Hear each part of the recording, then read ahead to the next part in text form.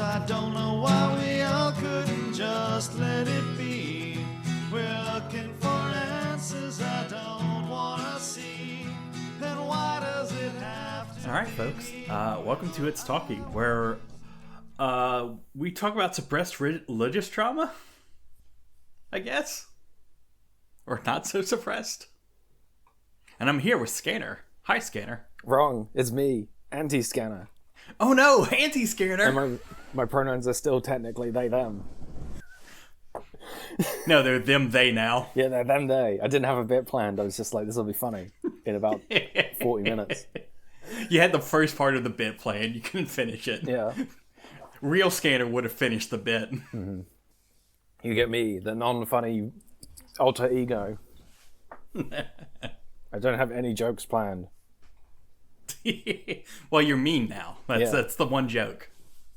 Fuck you, Tazrell. What are we talking about today? We're talking about the crossovers. Big crossovers that have long-ranging consequences, despite the thing that's crossing over with it. But before we get to that, hey, what's a movie? Hey, it's me. I'm regular Scanner. I'm back. Yeah, what is a movie? Hannibal's a movie, I guess. Yeah. I'm more familiar with the TV show. With the gay guy in it. What's Hannibal, the movie? It's kind of the TV show. Oh, I see. You know how he eats people? Yeah, that's in the movie too. Yeah. I mean, when I saw Silence of the Lambs, I was like, damn, I wish there was more eating people in there. Yeah, this should be a long-running series of films and a TV show. That's what you thought, right? Yeah, what if there was more here and it was stupider? Speaking of more, number 2, Recess School's Out. There was a Recess movie in theaters? In theaters. That's crazy. On the big screen. It's like, why? I'm glad y'all got that, but I blame the Rugrats. Yeah, I mean, I blame them for a lot of things. You see what they did to Paris? But hey, what if we had a movie that had like cool like kung fu fights in it, but it was subtitled? Yeah, and then it was number 3 in the box office for this week. That's crazy. It turns out Americans will read subtitles if the movie's cool. Fucked up, but true. Yeah. Yeah, if you're wondering why there's so many terrible American remakes of things, listener, it's because like producers and studios think you're stupid and can't read. And it's like, well, you probably don't want to see a Chinese movie or a Japanese movie, so we're going to make it but worse. We'll make it worse, but in a language you understand. And sometimes they do well, but they very rarely do well critically. But this one... Well, it's okay. For Chinese and Japanese movies, they usually made it worse. Yeah. And also had really bad dubs. Yeah. While adding more stuff to make the movie worse. Yeah. And then there's like the wedding planner and Head Over Heels. Yeah. What else is there? Gladiator. Yeah, I have no idea what that is. Yeah, and hopefully it'll be gone eventually, and we'll never get another one of those. Yeah. Oh wait, we got one that does have cultural resonance. The Jim Carrey How the Grinch Stole Christmas. Does that have cultural resonance to people? Is there like a thing from that? Not that's a positive resonance, but it does have resonance. I see. It's like, hey, remember that bad version of the Grinch? Mm-hmm. And everybody's like, yeah, it was really dumb, wasn't it? Yeah. And then somebody else says, well, it was better than the bad version of The Cat in the Hat. Yeah. Well, that wasn't too after, and the Cat in the Hat live action movie is the reason why there are no more live action Dr Seuss films, because it was so bad that the Dr Seuss estate was like, no more of this. You can't do this anymore. Nope. Only cartoons from now on. And the cartoons haven't been great, but you can at least like understand why they're bad. Whereas Cat in the Hat is like bad in truly strange ways. Yeah, it is. It is very much like you had to expand this and you had nothing. You had nothing. I mean, I don't envy the person who has to be like, okay, I'm gonna have to expand the Cat in the Hat into an hour and a half long movie, because like there's nothing there. Yeah, just let fucking Austin Powers riff for a bit. I forget what the actor's name is. Who cares? Mike Myers. He's also Shrek. That's Mr. why Powers. I should remember who he was. All right. Well, should we talk about music and find out who's going to be the greatest gainer this week? Yeah, it feels like there should have been more to say about Crouching Tiger, Hidden Dragon, but we're not a movies podcast, except for the one time that we were. Yeah, so. it's real easy. We say, hey, it's good. Yeah. You should probably watch it. Is it the best of its genre? No. Doesn't mean it's not good. Mm-hmm. Is it important in a few ways? Yeah. Are there more important movies? Yeah. Anyway, what's going on the radio? Well, the number one and the greatest gainer are the same thing. Mm-hmm. It's got good old Hot Shot by Shaggy. And also, number two is Jennifer Lopez with her song yeule. Can you guess what that one's about? No, sorry. It's okay. No, sorry, I'm really not continuing this bit, am I? I apologize. Maybe I am still in. Well, it's okay. Do you remember this artist's soundtrack? And Save the Last Dance? No, I don't. How about for number 7, Various Artists? And Now 5. I don't know which one of those is the song and which one's the band name. Various Artists is the band. It's not a band name. It's just like, this is for like soundtracks and stuff like that. That makes sense. But hey, we got J. Rule. We got the Beatles. Number 4. What the fuck are they doing here? Did they fall for a time vortex? Sorry. Their song called One. I thought that was the. What?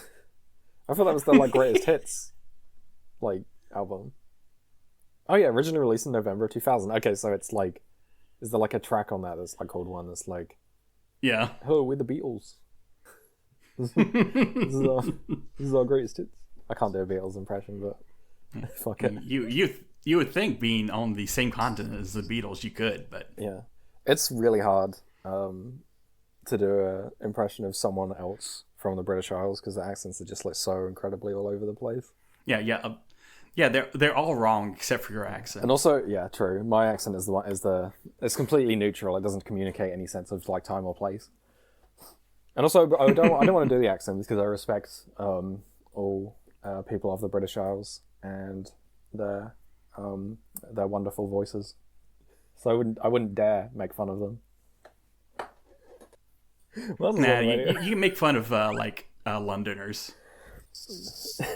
Yeah, I mean everyone does that. It's easy. Yeah. Or for people from Poshtopia, that's a place, right? That's why they all speak the same. Yeah, Poshtopia is like it's like next to City of London. It's which is fair. It's the suburb rectangle. of City of London. Sorry. It's the suburb of City of London. Yeah, Poshington, whatever you said.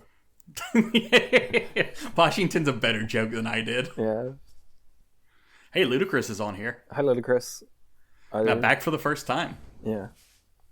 He's gonna have a That's the name of the song, not me saying he's back for the first time. I assume so. He's gonna go on to have a not particularly successful music career, but be in a very successful not trilogy. Why did I say trilogy? What the fuck is wrong with me? My favorite trilogy. Yeah, a very successful series of films, of which I think the first one is out by now.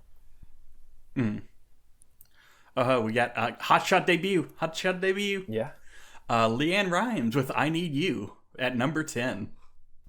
I assume you don't know what this one is either. I don't know. Yeah, we're encountering the thing again, which is that like we look at this list and it's just like, yeah, I don't remember any of this. Like the culture of 2001, it just completely like vanished. There's a couple people you'll still know, but most of them have faded. You telling me you don't know about Limp Bizkit's famous song "Chocolate Starfish in the Hot Dog Flavored Water"? I don't know. I've listened to that album and I couldn't tell you if there is like an actual like track on that album called that, or if that's just like the album isn't number whatever. God, they're terrible. Actually, no, I'm looking at the Billboard 200. So no, these are all like albums. I see. Shit. You silly. Oh well. It's so now that funny. I've made a... Sorry. Well, that's because this was Antitastral, who didn't do his research properly. Yeah, we're all getting mixed up. We tried to kill the anti-versions of ourselves, but they're still sort of like lingering in the back of our minds. They're not fully gone, no matter how much we try and shoot them. Yeah. But hey, since it's now the year 2001, what do you have from us from the world of music that is alternative? I did want to say, I was like, it's so funny, speaking of Limp Bizkit, that like Fred Durst is like a chill guy now. Yeah. You'd think for someone who's like thing in the 2000s was just like being angry over like, guitar rhythms and like drum beats, and whatever the fuck was going on in Limp Bizkit albums, that he would be like a chud. But no, he's like, he's like a pretty nice guy. He was fucking in I Saw the TV Glow of all movies, as basically the kind of character that you would think he would be as a person.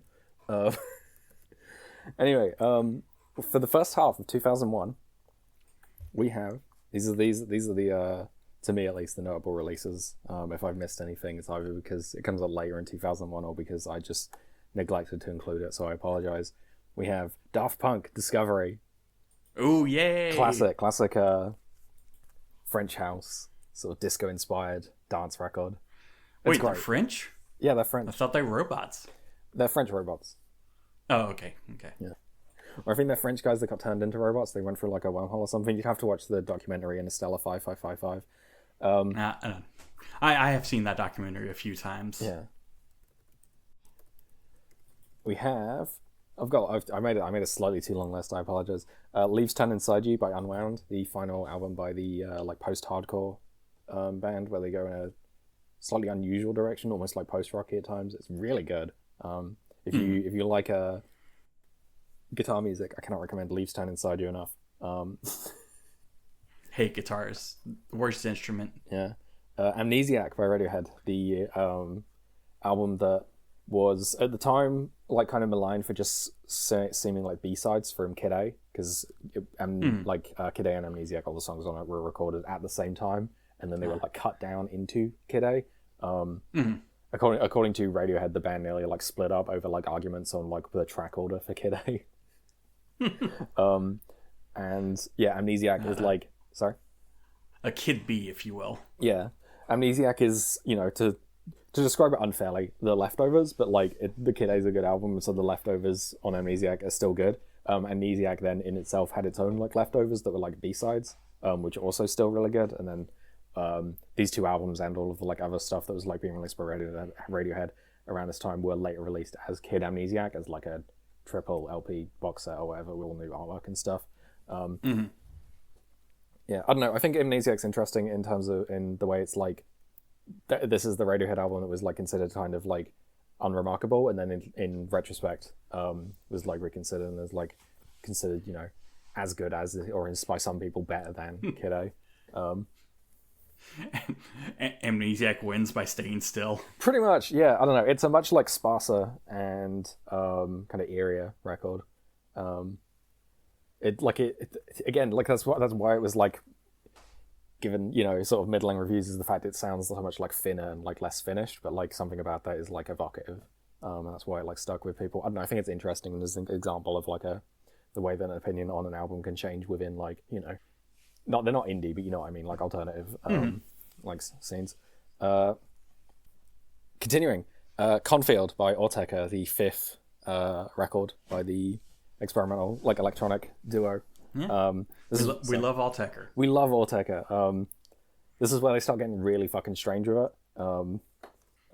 Because like they start as a lot of music for me today. I apologize, but this is the stuff I like. Yeah, they start as like the ambient techno people making like selected ambient works like Aphex Twin, and then they start getting more sort of strange with it, more like cold and industrial. And then that continues to move into Cornfield, which just like fully like departs from what you would expect from dance music. Is just fucking weird noises. Yeah.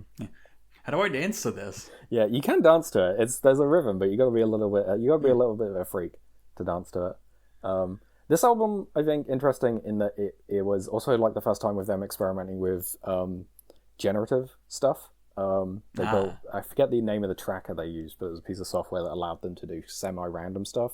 And they were also experimenting with like mini discs.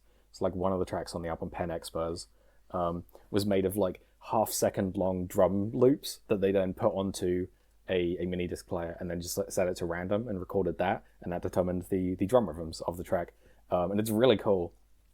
They would, and then they would like continue to like experiment with that, and then they would go back on it and be like extremely like controlled like production of stuff, and then they would go back and forth between how they were making music. But I think interesting is an early example of like generative music, considering that like we now have like fully AI generated music that's awful. Yeah. So I don't know. It's interesting to see the amount of like human control you need in order to make anything that's worth listening to, and it's basically any amount. Yeah. Yeah, you need to at least have made 2 cassettes of slightly different lengths and then hit play on both. Yeah. There needs to be like a human deciding like what's worth keeping. Anyway, continuing. cLOUDDEAD, self-titled album by the hip hop. I think it's a trio group. Kind of hip hop album that's interesting for like its very sort of ambient, like spacey production. Would go on to be, I don't think directly an influence, but definitely feels like an early example of the like cloud rap style of the sort of like mumbly delivery with very spacey sort of dreamy production, the like Clams Casino type thing. Or the names are escaping me, but you're familiar with it. Yeah. I assume people have heard this. And yeah, because like I think a lot of those people, they're not necessarily, may not necessarily have heard cLOUDDEAD, but they're kind of making a similar thing, and so this is like a really early example of that style. Really cool, interesting record. Gorillaz, self-titled, finally a fake band. A fake band. This is an interesting one in terms of the whole like virtual band stuff. Not the first, but probably I think definitely the most well known, right? Yeah, I mean everyone loves. Yeah, nobody knows the Residents. Yeah, I know everyone loves Gorillaz. Even at the time, especially kids. That was one of the things that for people who don't know, Gorillaz is a project by Damon Albarn of Blur and Jamie Hewlett of before Gorillaz Tank Girl fame. I think the thing he's most well known for is Gorillaz. Yeah. But sorry. Yeah. Well, no, the Gorillaz haven't had a major motion picture. That's true. They really should. That would be awesome. I'd love a Gorillaz movie. But yeah, no. It's a fake band. It's like 4 cartoon characters who make music that's was Damon Albarn being like, I want to make something that isn't just like a rock record. I want to take influence from dance music and like other like world music, and be a bit like playful with it. Hence the cartoon characters, and people really loved it, and it's great. And they cross over with the Powerpuff Girls. Yeah, and one of them transitions. Yeah, I don't know. I don't know. I think it's a significant record in terms of the. What am I trying to say? I don't know. I think the like response that this gets like when it comes out, because people were like really it is into this. It is huge at the time. Yeah, and I bring up the kids thing because Blur for a long while were at war with the band Oasis. Many British people were killed in this like brutal war, the Britpop wars.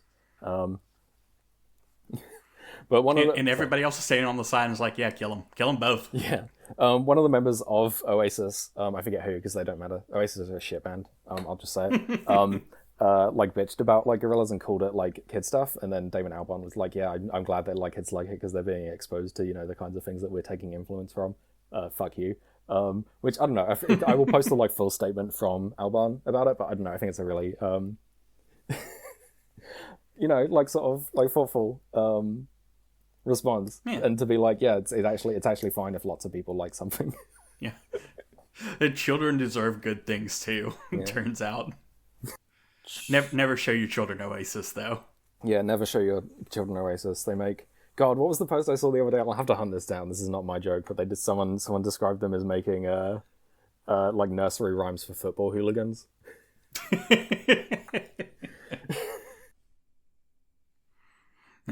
we got any good bands left, or you were saving some for later? Fuck it. Let's go through the rest of them quickly. The Knife, their self-titled record, very good. Electronic duo, known as Fever Ray, great stuff. I love the Knives. I love the Knife. Mm-hmm. I will talk about Shaking Habitual when we get to it in like 10 years. Feel Good Lost, which is I think the debut album by Broken Social Scene, a band most well known now for a movie I mentioned earlier, for the fact that a cover of one of their songs was in I Saw the TV Glow. It all comes back. It does all come back. And then lastly, another one that I'm not going to ramble too much about because I think I'll save this for the next episode, but The Strokes, Is This It? Landmark, like garage rock, indie album that would go on to be massively successful, do very well critically, and go on to influence a lot of other like bands around the time. It's not, it's not the like first like, 2000s indie album, but it's the first one to like really, really hit it big, and to inspire a lot of people to go, hey, we can do this too, and to, draw a lot of attention from the music press to the kinds of bands like The Strokes.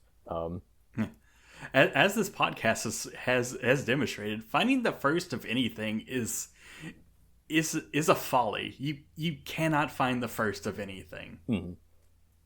You can just find, okay, this is the earliest we have found yet, or hey, this is the thing that popularized a lot of stuff. Yeah. This is, we may well have gotten the Libertines and the Arctic Monkeys and Franz Ferdinand and et cetera, et cetera, et cetera without The Strokes, but we probably wouldn't have got them exactly the same way without The Strokes. And equally, we wouldn't have gotten The Strokes without a lot of other bands before them, because they're taking a lot of influence from older stuff, especially from the garage rock of the 70s. They are kind of like a throwback. The as well as indie. The term used to describe a lot of the music around here was post-punk revival. Yeah, sorry, what were you gonna say? Yeah, without the Pixies, no band would ever exist. Yeah, I mean, yeah, really. The Pixies are just like the real fucking like cornerstone of this. Without them, we don't get Nirvana, we don't get The Strokes, etc., etc. But yeah, that's the first half of 2001. I've definitely missed something, but as with the previous episodes, we'll probably be doing more than two episodes worth per year. Yeah, we've got at least 3 more halves. Yeah. God, I wasn't expected to go on as long as I did, but I very rarely get the opportunity to yap about music. Don't worry, you're going to get more opportunities as this podcast goes on. Yeah. Anyway, I believe you have some notes for stuff. Unless you had anything else to say about music. No, music is for children. Fair enough. Yeah, I mean, children have the right to music, as I'm mixing up the Boards of Canada title. Boards of Canada are back! Can you believe that? I'm so excited. For one thing, we should say, yay, it's the year 2000, nothing bad's gonna happen. Yay! It's 2001, isn't it? Yeah, it's 2001. Yippee!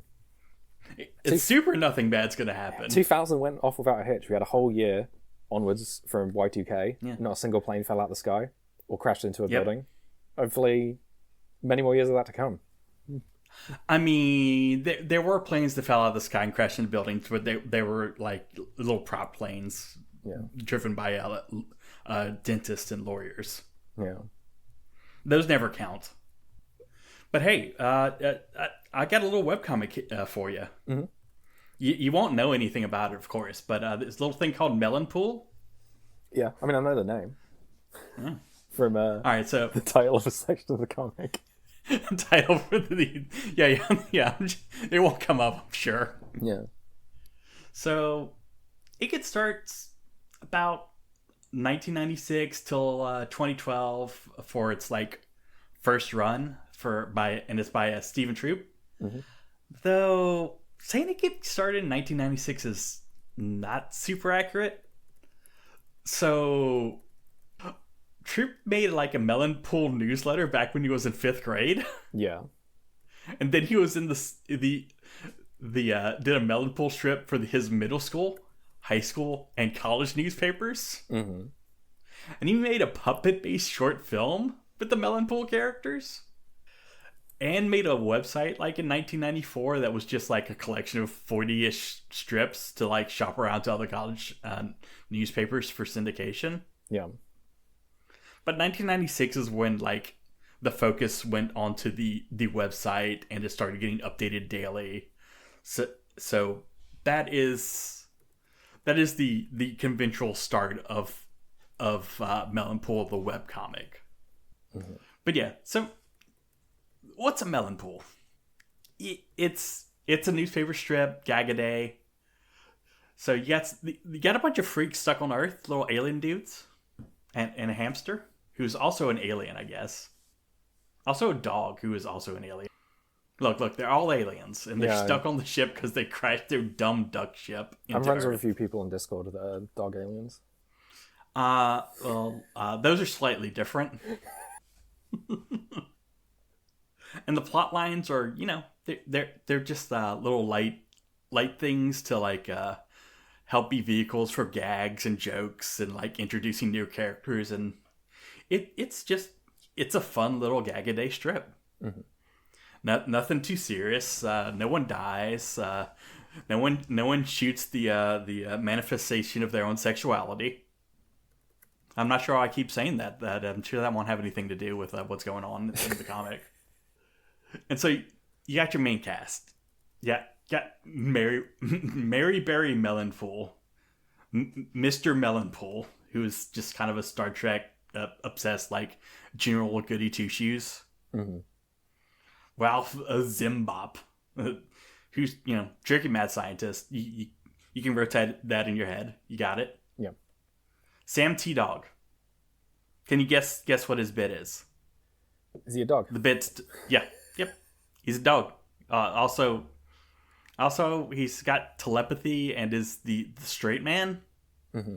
The straight dog. The straight dog. Tell you what, I don't know any of those on Discord. That is true. Those don't exist. Those are only like hidden away in like the back corners of Fur Affinity. Yeah. And we don't talk about them. And also Sammy T Hamster. He's he's a hamster. He's kind of a little brother character. Runs on a wheel to power the ship.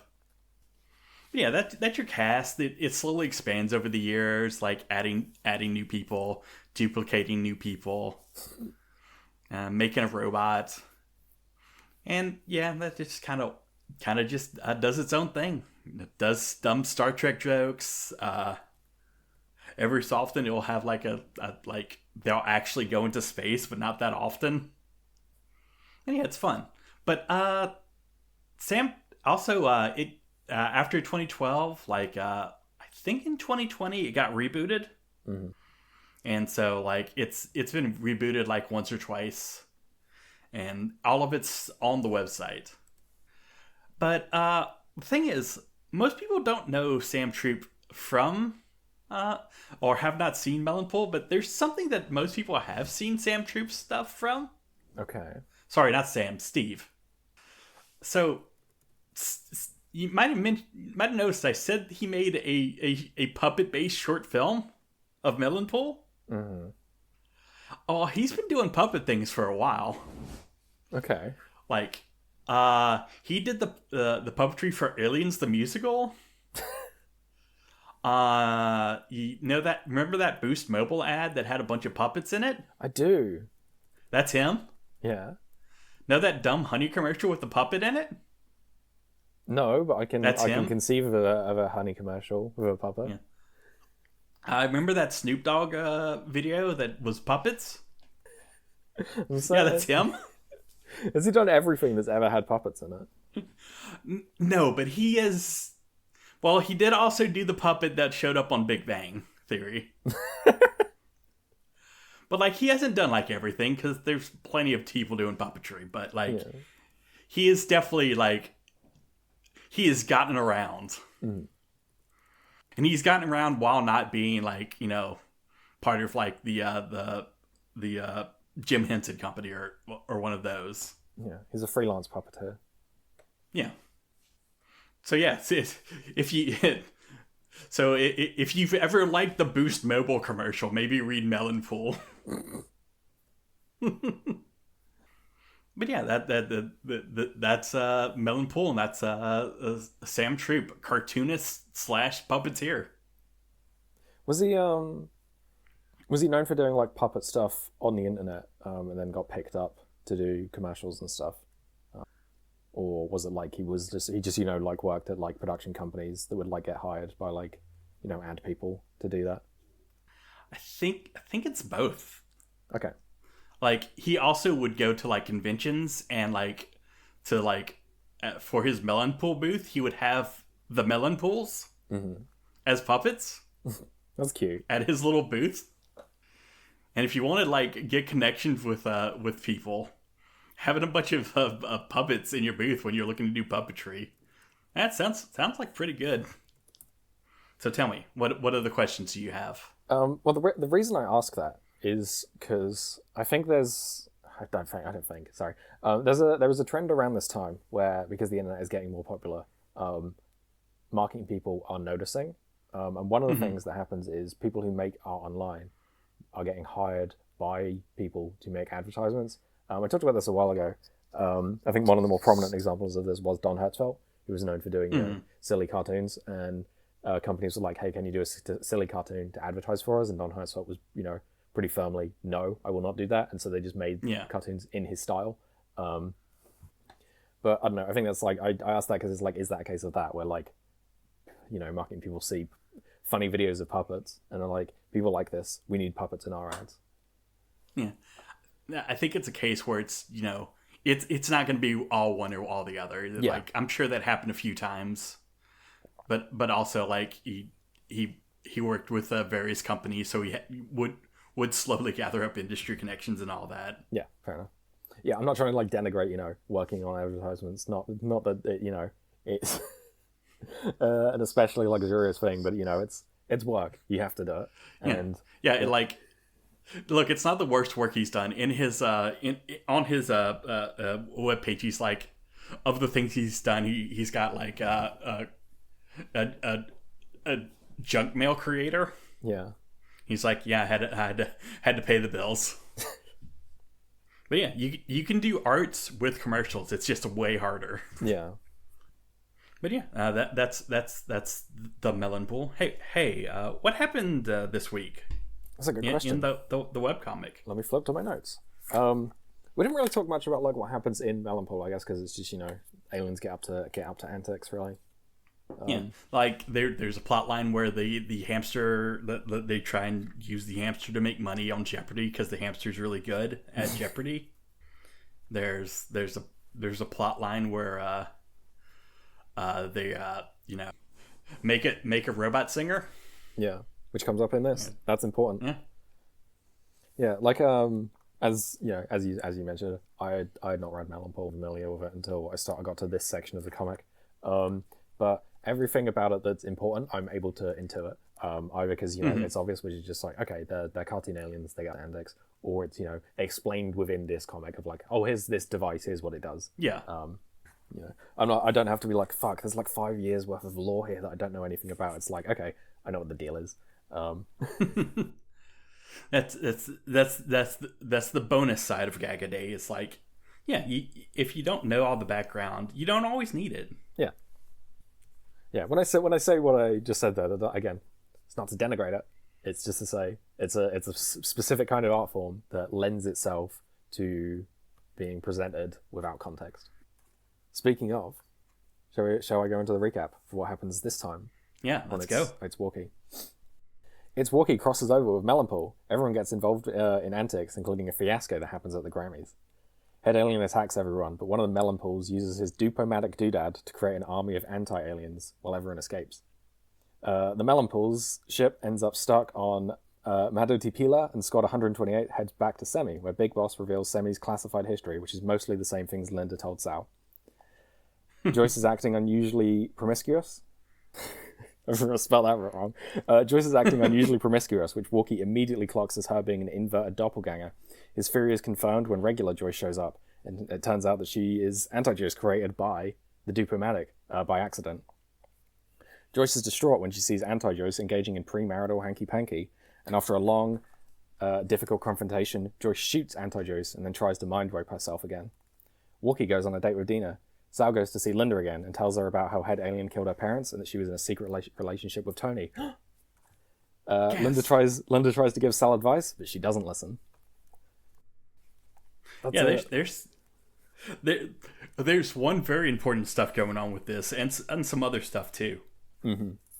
Yeah, I skipped over a lot of what happens in the Melonpool one because it's just gags.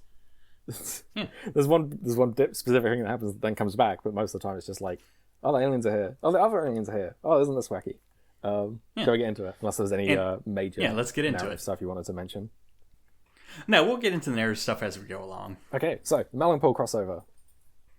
Hey, they picking up on the scanner at the La Brea tar pits because I guess their dumb duck ship was in the La Brea tar pits. Yeah, we learned from a head alien here who says that the Martians had the most advanced technology in the galaxy, and yet so much of it remains hidden, elusive. They possess remarkable scanning tools. This is where we learned that the Martians. This was probably said before, but head alien wants the Martian tech to use, but with it he picks up a mysterious ship buried in the La Brea tar pits.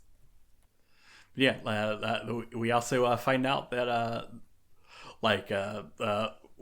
this Melonpool was Willis's first webcomic that he read online. Yeah, that's cute. Steve Troop's Melonpool is the first webcomic I ever stumbled onto when I first got onto the internet as a teenager, back before webcomic was even a word. And so I was super excited when years later he's happy to do a little crossover with Maestro. This is cute. It's nice to see him like getting to work with an artist that like he was fond of. Yeah, and nobody's on the ship, and also like half the crew for Melonpool is getting ready for like the Grammys or whatever. Yeah. And it is wild to go between the two different art styles.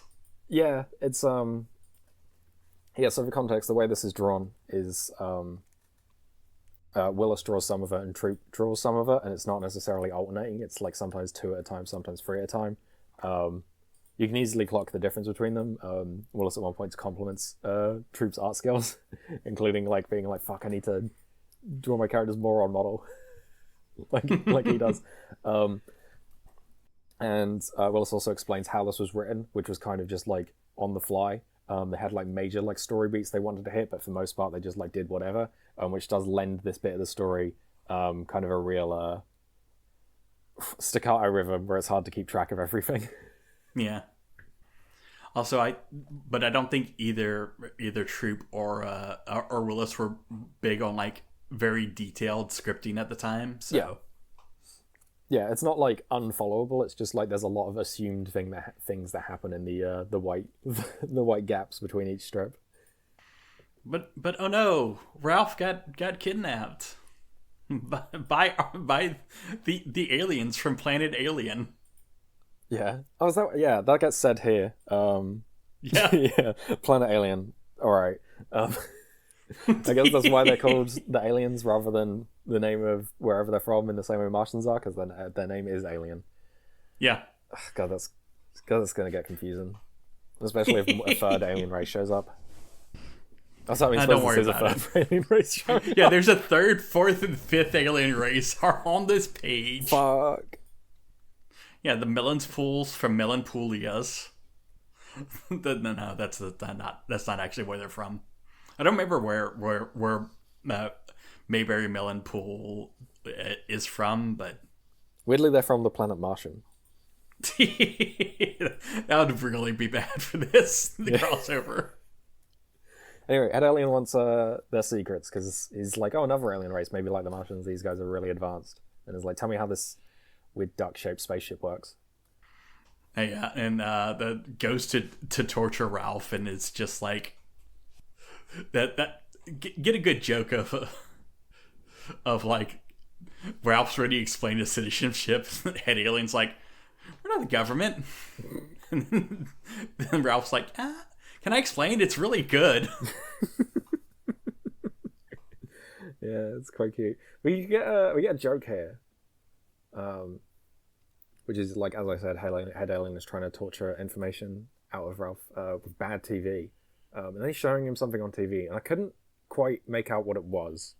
Do you have any idea what show this is supposed to be, or is it just like it doesn't matter for what the joke is? No, that's the Grammys. Oh, okay, there we go. That makes sense then. Yeah, the Grammys do suck. That's Mr. Melonpool on the screen. Okay. I was like, there's no way that's the joke, is that the Grammys are like so terrible at like it's torturing him. Or maybe he's seeing someone he recognizes, and that's that's why he gets so alarmed. I don't know. As I said, the reason I'm a bit all over the place here is because I was struggling to follow it. Maybe in the reboot we'll sort of go better. Yeah, with the dumbing of age Melonpool crossover. Yeah, the dumbing of age / Melonpool crossover. Yeah, when they were all like puppets, they just like had their photos taken and like scanned in. That would be adorable. That would be really cute. I would love that, actually. Anyway, what else happens in this? I mean, Ralph's just like, yeah, I'll give you all my secrets. Yeah. And is instantly on Head Alien's side. Yeah, he doesn't have much to give away, as we'll find out, I suppose. How does the spaceship work? What kind of marvelous technology does it use? How the hamster will let you run on? Also, we get a Girls Gone Wild joke. Yeah. It doesn't really work. Yeah, I don't know. It's just, that was a thing that people talked a big deal of back then, wasn't it? Of like various wardrobe malfunctions on live television and such.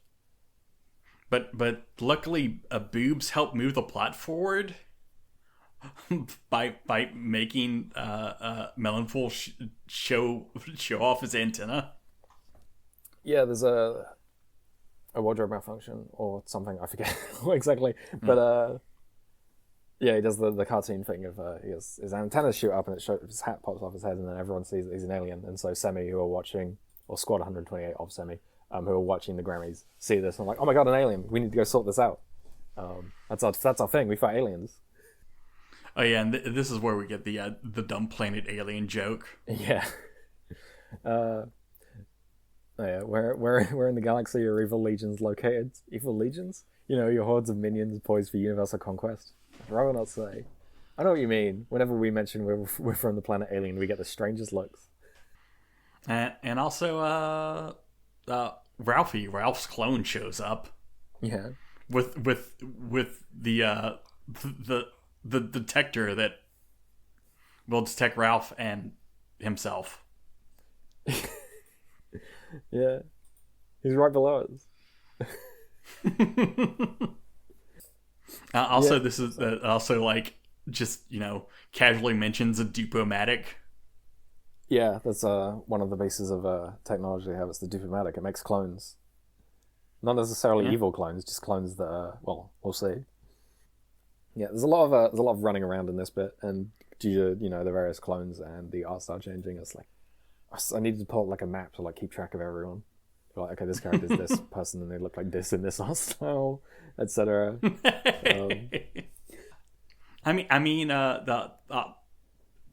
All the squad 128 are very on model. It's just nobody's else used that model sheet before. Yeah. It is very funny for Willis to be like, I had to make a model sheet to give to troops. Yeah, that's quite funny. Being like, fuck, I've just been drawing this from my head the whole time. I need like an actual reference so that this other artist knows what the fuck they're supposed to do. Okay, we get the head alien testing out this dupomatic on one of his troops, and it seems to produce an inverted alien who wants to write poetry and stuff rather than take over the planet. Yeah. And direct romantic comedies with Rosie O'Donnell and Gary Coleman. I mean, if you wanted to make a movie with Rosie O'Donnell, maybe you are like evil now. There's no way of knowing that at the time. Yeah. But yeah, we've got the Squad 128 and the rest of the non-captured crew of the Steel Duck finally meeting up. And they bounce off each other. Not necessarily well. Yeah. Sal does threaten to hit people a lot, doesn't she? Yeah, that's her thing. She loves fighting. She loves storming off. Slightly less this time. Yeah, climbing out windows or into windows. Only if they're on the second story or above, though. Yeah, if they're on the ground floor, she'll go in through the door. Yeah, there's no challenge if it's on the ground floor. Yeah. Oh, I have to go up a little. I have to mount a windowsill. Boring. I need to go up a drain pipe. Yeah, we're on Island in the Bermuda Triangle number 3. Yeah, there's so many. I suppose. I suppose that makes sense. It's a big sea. It's a big area. It's like it's a big triangle. Yeah, that's one of the funny things about the Bermuda Triangle is you're like, oh, it's a mysterious place where like stuff goes missing, and then you look at it and you're like, oh, it's just this is most of the Atlantic Ocean. Yeah, no wonder. I bet you could draw a triangle of that size anywhere, and some mysterious shit would happen. Also part of the Atlantic that's got like coral reefs and the leftovers of undersea volcanoes. Yeah, there's stuff you can hit a boat on. Mm-hmm. But this one has another base, another head alien base, and this one is actually defended this time. Yeah, for once, head aliens like, fuck, man. Maybe I need to actually put some thought into these plans. I can't just freewheel. I'm down to. I've gone through plan A, B, C, D. I'm running thin. Yeah, but unfortunately, the aliens had never had to deal with people who were short enough to wear their suits. Yeah, Squad 128 and the Steel Duck crew come up with a plan, which is they're just going to knock out two aliens and do a Star Wars. So the shorter aliens will disguise themselves as aliens. God, yeah, it's getting hard to describe who's from where. And they're gonna pretend to take Squad 128 as prisoner. They're doing a Star Wars. Nobody tell Troop that his characters were just involved in a murder of 2 aliens. Yeah, I suppose kids. Yeah, they pull those helmets off, and those guys wake up. They're just gonna suffocate. They're gonna wake up dead. Yeah, yeah, unless they don't breathe while they're unconscious. I don't know why I imagine that's a part of alien biology. We get a joke here about what the aliens look like without their helmets. We don't see it, but Walky's kind of disgusted by it. I wonder if we'll get to see that, or if that will remain like a permanent sort of off-screen joke. Mm-hmm. We'll have to find out. But oh no, Jelly got shot because it turns out they're not very good at pretending. Yeah.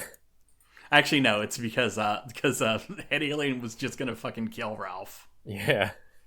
Because it turns out Head Alien's evil. Yeah, he's like, oh, I'm sick of this. I'm sick of this crossover. Let's get it over with. Let's just kill everyone. It's just like Predator Badlands.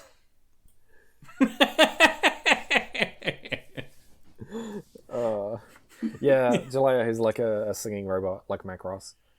She gets shot in half by one of the new alien mechs. But she doesn't get like killed by this, so she just is now 2 fighting robots. Yeah. And just sorry, like in Predator Badlands.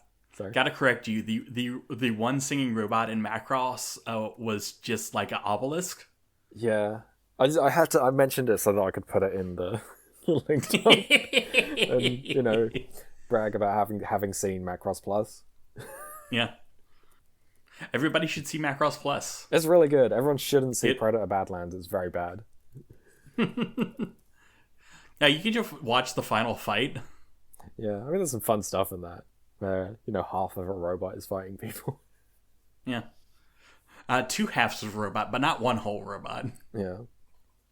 But yeah, it is funny that like in this crossover, like the pop singer robot is the only one of the Melonpool cast that can fight. Yeah, the rest of them are just getting up to bits and stuff. Although they do come up with an idea, which is to use the Dupomatic to duplicate Head Alien's army, and because they're inverted, they want to fight each other. It's genius. Yeah, genius. There'll be no downsides. Yeah. So they blast everyone, catching no one in the crossfire, just the aliens. Yep, just the aliens, no one else. And then while the carnage is going on, they hop in the Steel Duck and fly away, using the lower half of Jalea to power the hamster wheel. Yeah. Unfortunately, they do put Walky in charge of flying, which is a bad idea. Yeah, he can do it, just not very well. So it ends up just going He's really good at crashing, which requires flying to start with. Yeah, well, any crash you walk away from. But yeah, it turns out having a hole in the ship as you fly away is not good. So everybody's just getting fucking sucked out of the ship. I'm sure this won't come up later. But yeah, everybody escapes fine. they land on top of this rock that no one's ever seen before, has no connections to any alien things, and I've not personally visited. Oh, that's so cool that you've been there. Yeah, they crash on top of Marotupila, or God, I forget what that translates to. It's Bear's Rock, I think. Yeah. Also known as Devil's Tower. Yeah, I'm being very woke and not saying the the colonizer name for it, but it's probably better known as Devil's Tower.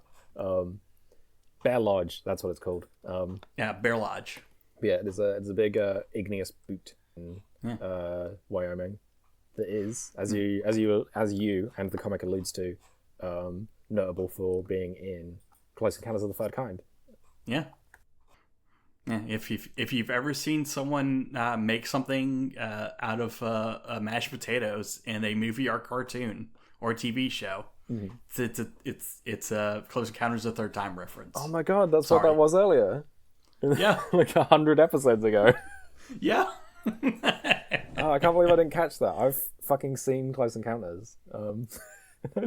Evidently, it wasn't close enough for you. Yeah, it was a far away encounter of the mashed potato kind. Yeah, they land on top of this thing, and they're like, no one would ever suspect this place is a source of alien activity. Yeah,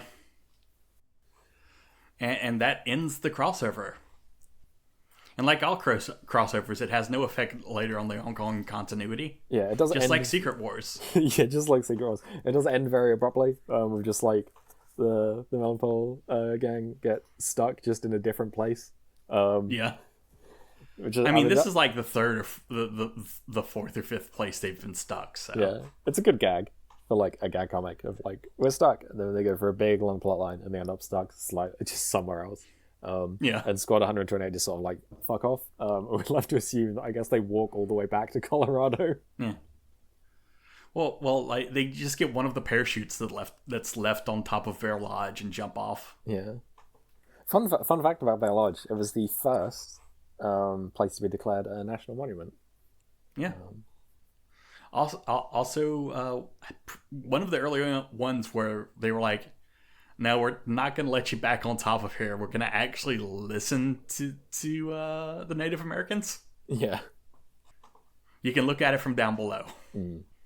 Although, like, only weirdos were climbing it anyway, so. I don't have the climbing urge in the same way I don't have the caving urge or whatever, but you look at it and you're like, damn, that's a big vertical wall. I gotta climb that. I gotta prove I can do that. It's okay, they invented video games so you could do that. Yeah. That should be the next like funny meme, in the same way that there was the one of like cave divers when they see a like a millimeter like gap underneath the fridge, and then it's like the shoes like placed there is the like free climbers when they see a vertical wall. Problem is that's literally just true. Yeah, exactly. In the same way the cave diving one is true. They love getting stuck in places and dying for no reason. Anyway, back to the regular comic. Yeah, back to the semi headquarters, which is still half destroyed. I love this joke where Jason and I forget who is this. Oh, Daisy, who I don't think we've been properly introduced to yet, or Miss Ebles. I forget. Not particularly. Yeah, but they're being briefed by Big Boss in his office, which is still just like completely ripped in half. They haven't even picked up the potted plant. Yeah, the potted plant knocked over. It's just like left there as a really good gag. This needed, if this was me, the one thing this needed was like some wind whooshing noises. Just like overpowering the conversation, but I love this. This is great. Good joke. Also, Miss Ables is here. Yeah, that's who she is. Yeah. No, the receptionist, who never shows up, is from Willis's like elementary school days. Oh, okay, yeah. Here we go. Have I rambled on about Miss Ables yet on this website? She's one of my oldest characters since Walky was. Miss Ables was like elementary school days.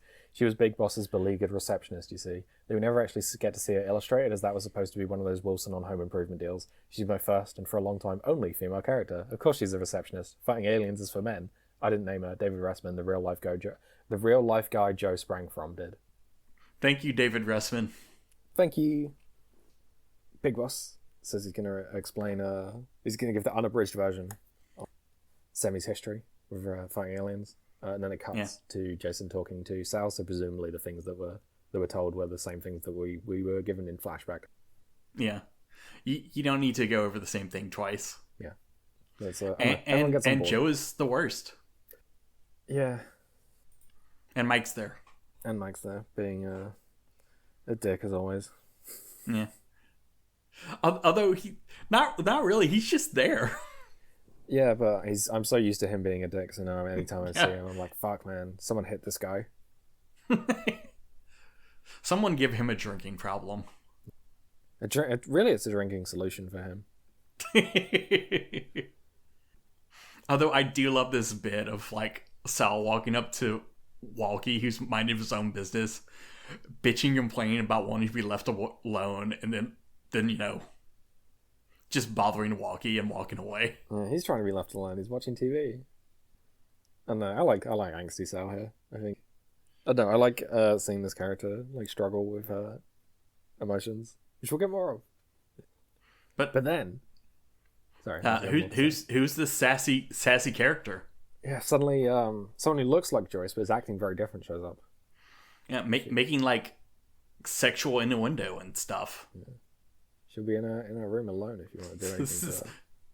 Seductively drinking out of a straw. Yeah, it's a very like PG cartoon idea of what sex is at the minute. It's quite funny, I'll be honest. Mm-hmm. But it gets increasingly PG-13 and then up and up in the ratings. Yeah, possibly even Peggy. Peggy 13. Yeah, she makes out with Walky, and Walky's like, you can't be Joyce. Joyce is pure and sweet. And Auntie Joyce is like, I can literally tell you anything she knows. Yeah, she has all of her knowledge. And which is what gets her in trouble is like, you shouldn't have that. Yeah, that comes up is that Walky's like, yeah, how would you know these things? Because Joyce doesn't. Which is it's a reveal on like how that mind wipe thing works, which is it isn't necessarily deleting the information. Sorry about that. It's just sort of like pushing it back deep into the subconscious. And here it's been brought to the surface along with other repressed desires that Joyce has. I do enjoy the dark secret joke. Yeah. Auntie Joyce saying everybody's got a dark secret, and the Walky's just like, I use Jason's toothbrush. How devious of him. I do quite like how instantly Walky's able to realize that something is wrong. Because usually when something like this happens, where like the doppelganger shows up, the character will go along with it a bit, either for their own gratification or not noticing it. But he's immediately like, yeah, something's wrong. You're an imposter or a clone or something. I need to resolve this. He knows Joyce really well. It's sweet. Yeah. And he knows she'd never be like this, or will she? Yeah. And Walky tries to get Sal's help, and we find out that Auntie Joyce is bisexual. Oh yeah. Yeah, she proposes a twincest threesome, which, okay. I mean, good for her, but I don't know. Be careful with that one. Yeah. This doesn't really work, so she decides to go find Jason, and we get a wonderfully like two-dimensional conversation here of like the joke of like being a Brit in America, where he's at a bar, two women come up to him and go, wow, are you English? And he goes, yes, yes I am. And they go, just like James Bond. And he goes, yeah, yes. It happens all the time. I love this. I love that. I don't know. As I said, this is like a cliche, both of like fiction and of just like real life, of like what it's like to go to America and be British. And I'd like the joke here of just, it's like, yep, this is the exact beats that you hit when you do this. It's funny to me. And it's just like, yes. This is in response to him being like James Bond. He's so proud of himself. Yeah, it's either that or we force you to say taco. Yeah. I can't do it. The sounds won't come out.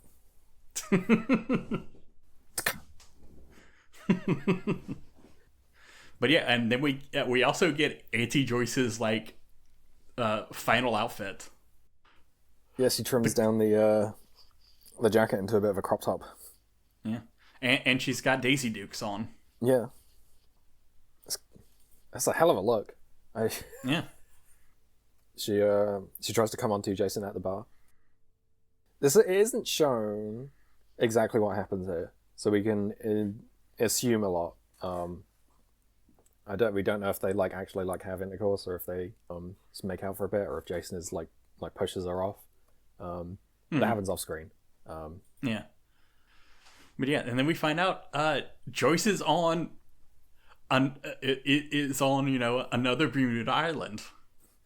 Yeah, Sal and Walky are like wondering what's up, and then it cuts to Joyce, and she's just on a beach. And then Halilan's there.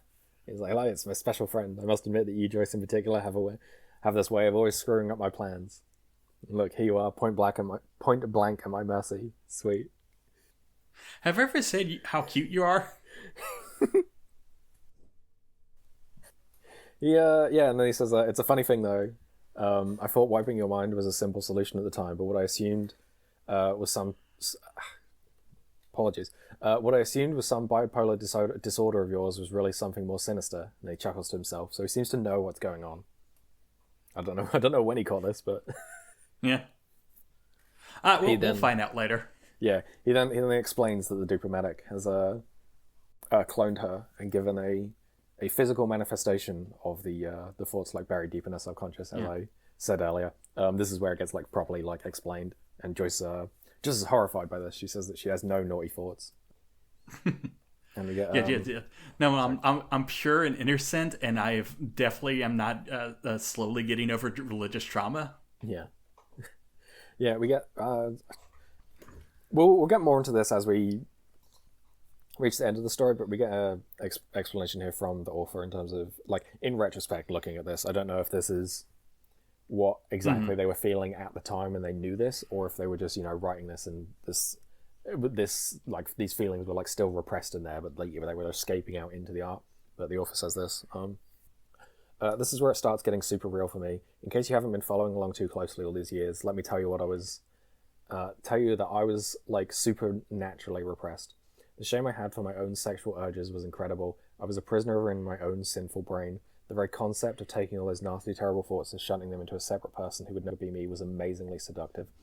I didn't think about boobies. It wasn't me. It was Joe who was thinking about boobies. Let's shame Joe for thinking about boobies. What a nasty, nasty man he is, who is definitely not a legitimate expression of myself. In a way, drawing comics for me has always been like an exorcism. Just write out the bad thoughts, put them on paper, expunge them. Over a decade later, the idea of compartmentalizing to protect oneself is still harmonious with the way my brain hums. You can see echoes of it in Amber and a Maze Ago and Dumbing of Age.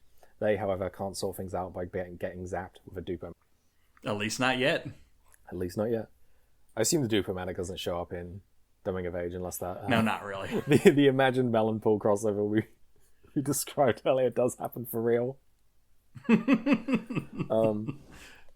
No, it is very much a actual vaguely realistic college setting where head alien and monkey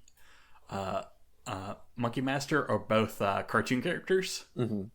Yeah, as because the author Willis has like been mentioning Dumbing of Age in this. There's been like here's a link to this specific thing, and I've seen that, and I'm like, oh, okay, that's a like fun way to like reuse material, is to make the more absurd parts of this original version of the story into fiction within the session. It's clever. Mm-hmm. You get to keep things, but they don't have to. You can keep the story grounded. Yeah, you just shuffle things around. Anyway, but also, in the past 15 years of Dumbing of Age, Joyce and Walky have gotten together 0 times. That's wild. Have they gotten with other people? Yes. Okay. Because if they're just like in like different relationships, that's like, yeah, that makes sense if you're remixing the story. Yeah. If it's like sometimes they've gotten together with the same people. Yeah. Oh, that's fun. They're like orbiting each other. They're like binary stars. Yeah. They're never like fully crashing into each other, but they are like pulling planets around them. Yeah, something three-body problem. Yeah. Yeah, as I said, we'll get more into the like author's psychology later on, but let's go through the story. Yeah. This is what happens here. I know I'm yapping a lot. I don't know if you had any notes at this point in time. No, I've been saying things as I go. Okay, fair enough. Joyce fights Head Alien. We see this again off screen, and she shows back up in one of the semi-crafts. And everyone is just like, "Oh, I guess there are two." Mm-hmm. I don't know. I like how this bit before it gets a bit darker is like played for laughs. Of just like she just like shows up and everyone's confused and it's like, damn it, yeah, Walky was right. This is so weird. He's usually never right about anything. Yeah, she's sorry. Yeah, and they go to find Hitty Joyce and she's with Mike. Yeah. Everyone... Look, you can do better, Auntie Joyce. Yeah, everyone goes to find the other Joyce, and Auntie Joyce is in bed with Mike, and Joyce sees this and is understandably horrified, I guess. Yeah, has a complete like mental breakdown and just goes, "I need to feed Daniel. I need to feed Daniel. I need to feed Daniel." Yeah, she just like sort of sorry. Yeah, just like does not want anyone to look at her and just completely just loses it. Yeah, she like refuses to like acknowledge this thing is like even happening. She just like walks away from it. Yeah, feed Daniel, and then she's like stressed that like people are like observing her. You cannot know that I have sin in me. Yeah, I don't know. I really like how this is depicted. I really like the author's words on it. If you mind me saying these. Yeah, go ahead. Because yeah, as you say, she goes to feed her dog Daniel, and the author says, in Joyce's moment of mental breakdown / denial of sexual self, she goes to feed the pet she named after the eye she loved but can't remember. Even in her attempt to escape to something else, to bury the confrontation, she can't really. She knows subconsciously there is no escape. It's in her brain with her, flooding to the four corners of her world. There must be a reckoning. It can go the easy way or the hard way. Accept herself or explode. Joyce chooses the latter. Sorry. Yeah, here it is, the very embodiment of everything you try and repress in yourself, and everyone can see it in the most like, three-dimensional all senses version. Mm-hmm. And she tries to escape it and immediately encounters another version of it, which is this like buried memory of a relationship she had. Mm-hmm. It's heavy stuff. I really like this. I think it's imperfectly presented, but I think it's interesting in the way that I can see the author's own like grappling with themselves. Yeah. As they've alluded to before, they the character they're most like is Joyce. Yeah, the meal may not be cooked perfectly, but man, is there a lot of meat on those bones. Yeah, and I think that's like what has like captivated me about this is the fact that it's clearly someone grappling with themselves and not knowing how to put it into the art, but they are putting it into the art. It is there. I don't know. I think art's like such a valuable thing to make, because you in creating like stories and characters who go through things, you discover a lot about yourself that you may not necessarily have expected to. You can go in being like, this is the things I want to do, this is what I want them to be like, and then it ends up turning out that like maybe you've got some like stuff buried down deep in you, or maybe you really want to torture these characters in a way that mimics something that happened to you in real life, or all manner of other things. And it's like psychologically revealing, and that's like what's valuable to as an author. Not to mention how valuable it is to an audience to see these things represented that they may also be feeling. Yeah. And it is part of what like draws me into like science fiction and fantasy is externalizing the internal. Mm-hmm. Like both genres love to like take some kind of internal conflict everyone has and just make it hyper real, make it something you can physically touch instead of like have to talk around. And this is very much a story about like, you can definitely what if you could touch your sexual repression? Yeah. What would you do? But yeah, we have a standoff where, like, you know, they're holding the anti-Joyce at gunpoint while the Joyce is held down. Yes, she's sorry. Yeah, go ahead. She's like breaking down. She's asking Sal to make it go away, while anti-Joyce is teasing her. She says, "Oh, look at the widow baby. No, everyone knows our dark secret." Yeah, but every time you're weak, you come running back to me. This is a bit rhetorical, but are you insane or merely a huge hypocrite? And of course, Mike says, "You've got lousy in the sack." Yeah, poorly timed comment here. And then regular Joyce attacks anti-Joyce. These sexual urges may have been like separated from herself, but she's not incapable of violence. In fact, she seems more capable of it, which I think is interesting. Yeah. I don't know if that will come up, but it's something I noticed. How regular Joyce, we saw earlier in the like first thing of the strip, where she was unwilling to like kill any of the mind controlled agents, whereas in this, she's definitely willing to kill. Yeah. I love the line, "You went through all that trouble and I'm still here." Yeah, I really love this. Of Joyce says to Anti-Joyce, "You're not me and you never will be." And Anti-Joyce replies with, "Not you. I'm more than you. I'm more sorry. Not you. I'm more you than you are. Thanks to your repression of me. The mind wipe couldn't even find me. You went to all that trouble and I'm still here." What a fucking grim finger to say of like, yeah, you tried to delete this and by accident it's been like separated from you and now it's like more real than it was even when you like weren't aware of it. It's okay. Walky's here to try and cut the tension with a butter knife. Geez, Joyce, don't beat yourself up over this. Yeah, it's still holding on to that like the gag a day thing of you got to have the last panel have a joke in it, and it's not completely like undercutting the tension at all, but it is like a noticeable like rhythm still being maintained in here.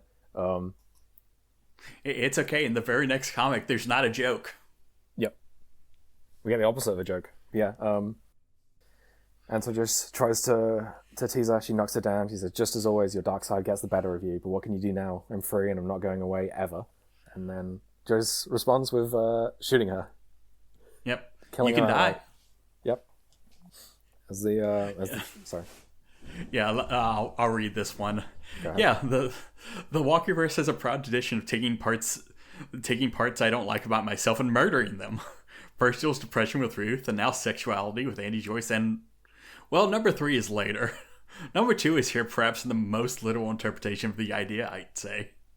Joyce hated part of herself, and it became real. Had to go. It had to go.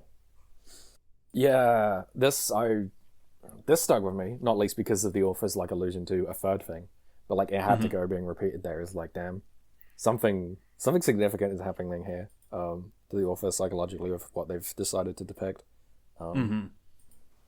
Yeah, I really didn't expect this because there's like this kind of story where like there's a doppelganger created, and it's, you know, the inverted version, or in this case the buried versions of the buried aspect of this person is like separated. There's a million ways that this can be like reconciled, but I've never seen it reconciled with just they just kill them, like one half of themselves. Yeah, normally you send them onto a different starship to maybe like show up in 1 or 2 episodes later on, or like with Melonpool is, and they're just part of the cast as another like comic foil. Although Farscape did have Crichton kill his past and future versions of himself. So you can't always be bringing up Farscape, Taz. I'm sorry that Farscape did everything and is good. Yeah, fuck it, you can do it. Why would I be averse to this? Actually, really, bring up Farscape more. All right, I'll stop bringing up Farscape. I'll only bring up Babylon 5. Anyway, as a result of this technically murder, Joyce is arrested by the other members of Squad 128, and I don't know if she's like put into like a medically induced coma, or she's just like she falls unconscious because of like stress. But she's I think it's supposed to be just like stress, but it is semi, so it could be anything. Yeah, they've injected her with something or other. And yeah, once again, Walky is watching over an unconscious Joyce. Yeah, something that happens a lot. the poor girl. Yeah. Doe, a deer, a deer. Yeah, And it doesn't work. That got me. Is he's sitting there, and she's asleep and unresponsive, and Walky tries to do the thing of waking her up with sound of music, and it doesn't work. Yeah. She killed the part that remembers that. Yeah, I don't know. It's sad. I drew a little sad face in my notes. Don't worry. Nothing sad or like deeply like upsetting will ever happen again. No, only jokes. I mean, I say like, oh, I don't want anything bad to happen to these characters. Secretly, evil Amnesiac is like, yes, give me worse things happening to these characters. I want to see them suffer. I want to see the difficult, troublesome artwork. Fall to the dark side. Yeah. I don't know. I do like dark and grim and heavy things that are like dealing with difficult emotions in my artwork, and I do want to see more of it because as I've been saying, I think this is some of like my favorite stuff in the comics so far. Yeah. It has a lot to chew on. Yeah. It's as someone who was never really religious, definitely not Christian, and grew up in a mostly secular country. I don't have a lot of religious trauma. I don't have any religious trauma, and I don't really have much like repression of myself in this kind of like religious or like dogmatic sense. And so it is alien to me, and it is interesting to me because I want to try and like understand, and this has been a sort of useful insight into it. Yeah, your closest knowledge of religion is the Church of England license truck coming around with the big antenna to see if you had a TV.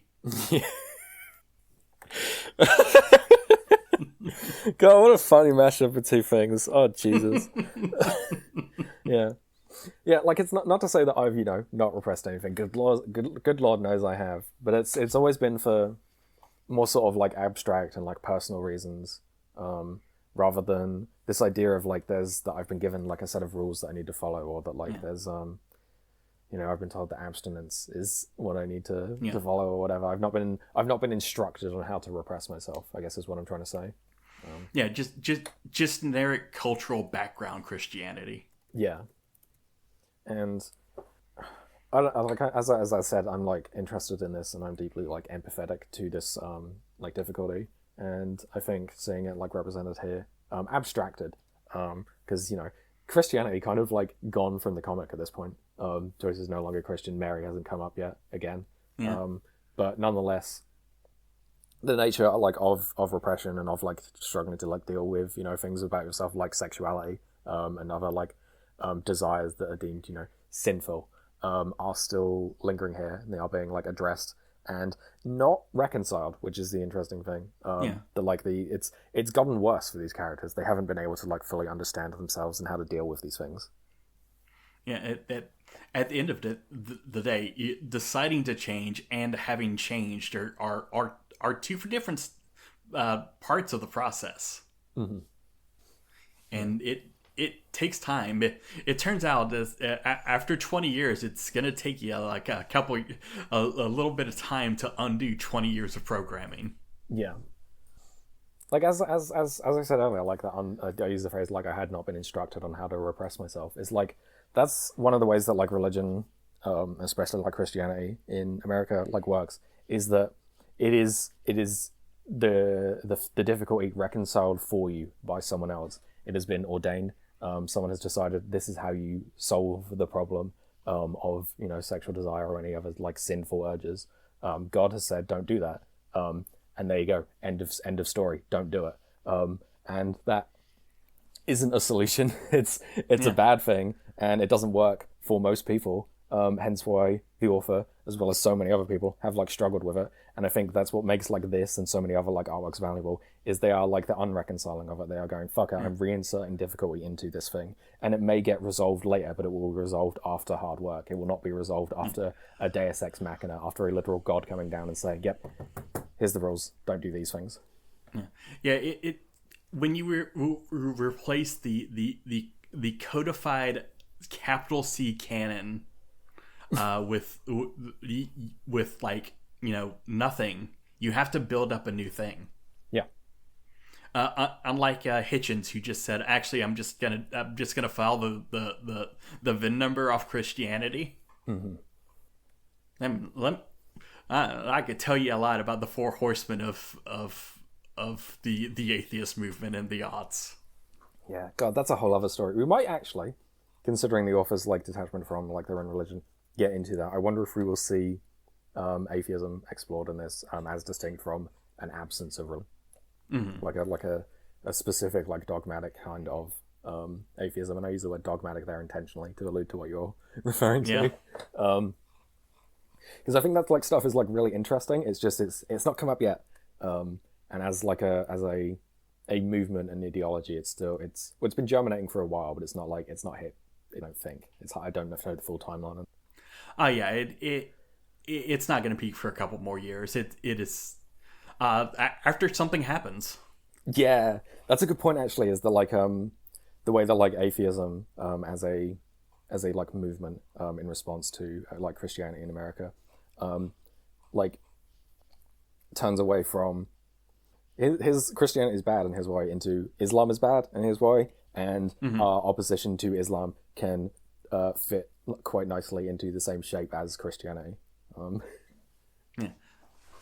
The way that we don't like Christianity, but we don't like Islam way more, and that's gonna get people to like us more. Yeah, the way that it like becomes like similarly reactionary and bigoted is, I think, really interesting. But that's in the future. What's going on? Yeah, we'll come up to that eventually. Yeah, not to shut the conversation down. It's just we could be here all night.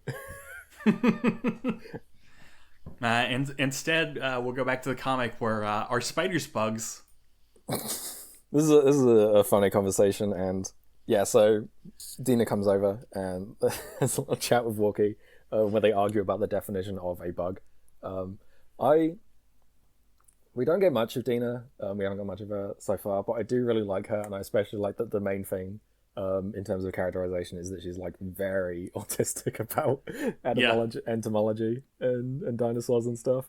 It's and scientific accuracy. Yeah, I see something of myself represented in her, especially like my younger, more pedantic, annoying self. Now, as opposed to your older and still pedantic but slightly less annoying. Yeah, I keep it restrained. I'm like, I don't need to be right. I don't need to be right. I only need to rewrite if it's funny. Yeah. I only need to be right if it's an interesting thing to tell someone, not if it's just like, I need to inform you that you're wrong. Yeah. It's fucked up this counts as a meet cute. Yeah, I suppose it does. While this meet cute is happening, Joyce runs off and tries to mind wipe herself once again. And Walky stops her in quite a funny way, honestly. Yeah. So, I mean, speaking of earlier, the thing of like it doing the thing of like serious, funny joke. I love this joke of he takes the mind wiping device from her, which really should be locked up by this point. Yeah. And he says, I waited for you and you treat me like this. No mind wipe for you, ever. And slams it to the ground. It just like bonks off the floor without breaking. And he goes, yeah, well, if that broke, that would have been really cool. I mean, this is also just something that would happen to you in real life. Yeah, it's alien tech. It's really sturdy. I've definitely thrown stuff in a moment of rage, hoping for like something to break, and it just kind of like bounces around. It's like, well, that makes me look dumb. Yeah, I don't know. I like this kind of joke. It can be very easily overused. Of you do the thing of I'm going to do a dramatic story beat and then invert it in a way that would resemble real life, with all of its like awkwardness and difficulties. But sprinkled in occasionally like this, wonderful stuff. I love it. Yeah, this is a joke that could have been in Four Lions. True. Yeah. But yeah, we don't get much more of distraught Joyce here. She is once again like pulled away and put back to bed. But yeah, I'm looking forward to seeing more of what's going on with Joyce here. That she wants to like try and mind wipe herself again, despite it not really working the first time. She's I don't know.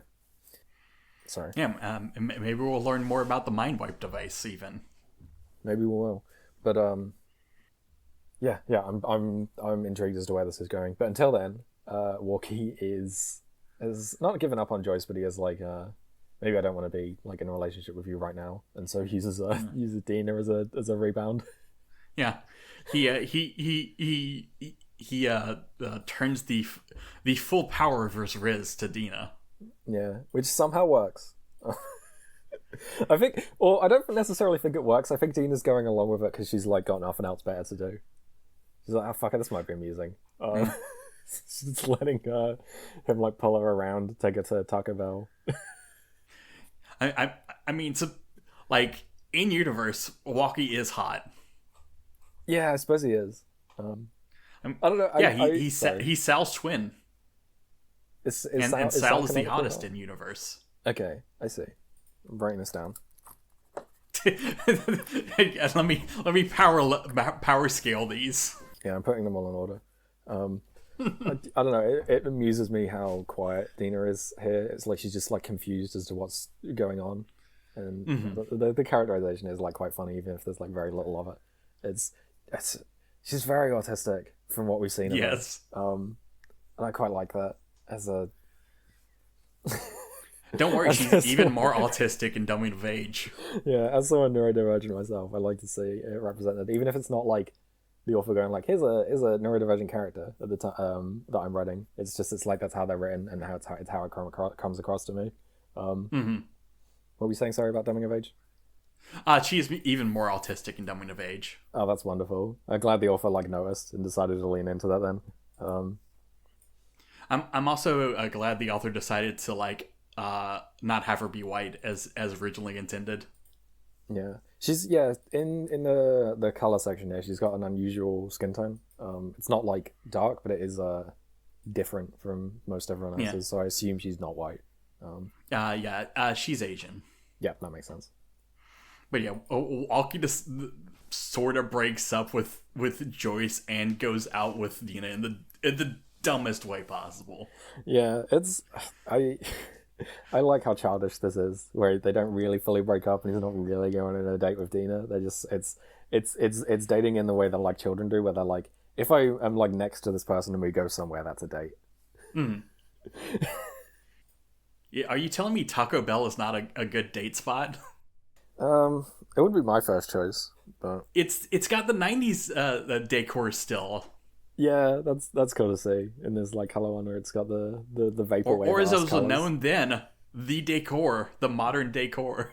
Yeah, I am in retrospect giving it the description vaporwave. It's Taco Wave. Yeah, our Taco Wave was really big on Bandcamp in 2011 for like 2 months. Look, people love micro genres. Now we don't have micro genres. Everything's hyperpop, and no one can explain what that is, but everything is hyperpop. It's fucked up that the Ramones are hyperpop. Yeah, the Strokes are hyperpop. Daft Punk is hyperpop. All those other bands I mentioned at the start are hyperpop. Shall we go on to the next story? Yeah, let's move on to the next story. Sal enters in classical fashion through the window via the rooftop. Yep. How'd she get up there? I don't know, but it's funny. No, she jumped. Yeah. Because she's super powered basically from the abductee bullshit. Also, Linda has glasses now to signify that she's older. Yeah. She's washing up, and then Linda hears her coming up from behind supernaturally. That's fun. She's happy to see Sal, which is quite sweet. They've only known each other for like a day, or I don't know. They've known each other for the whole holiday season. We don't see how much time that is, but I do really like. We'll just say a week. Yeah, we'll say a week. I do really like how quickly Linda is jumping into the role of like parent, even if Sal's not used to it. Yeah. Linda hearing that, like, you know, don't get all mother stuff on me when I get to the sex, and just be saying, "Are you on the pill?" Yeah, that's quite funny. Also, actually thinking of that, that's a mention from the author, intentional or not, that they do know about that. They do know about birth control. Yeah, I think it's like interesting how much more sex is coming up in this. It happens off screen. We get sex. I can tell you that every American Evangelion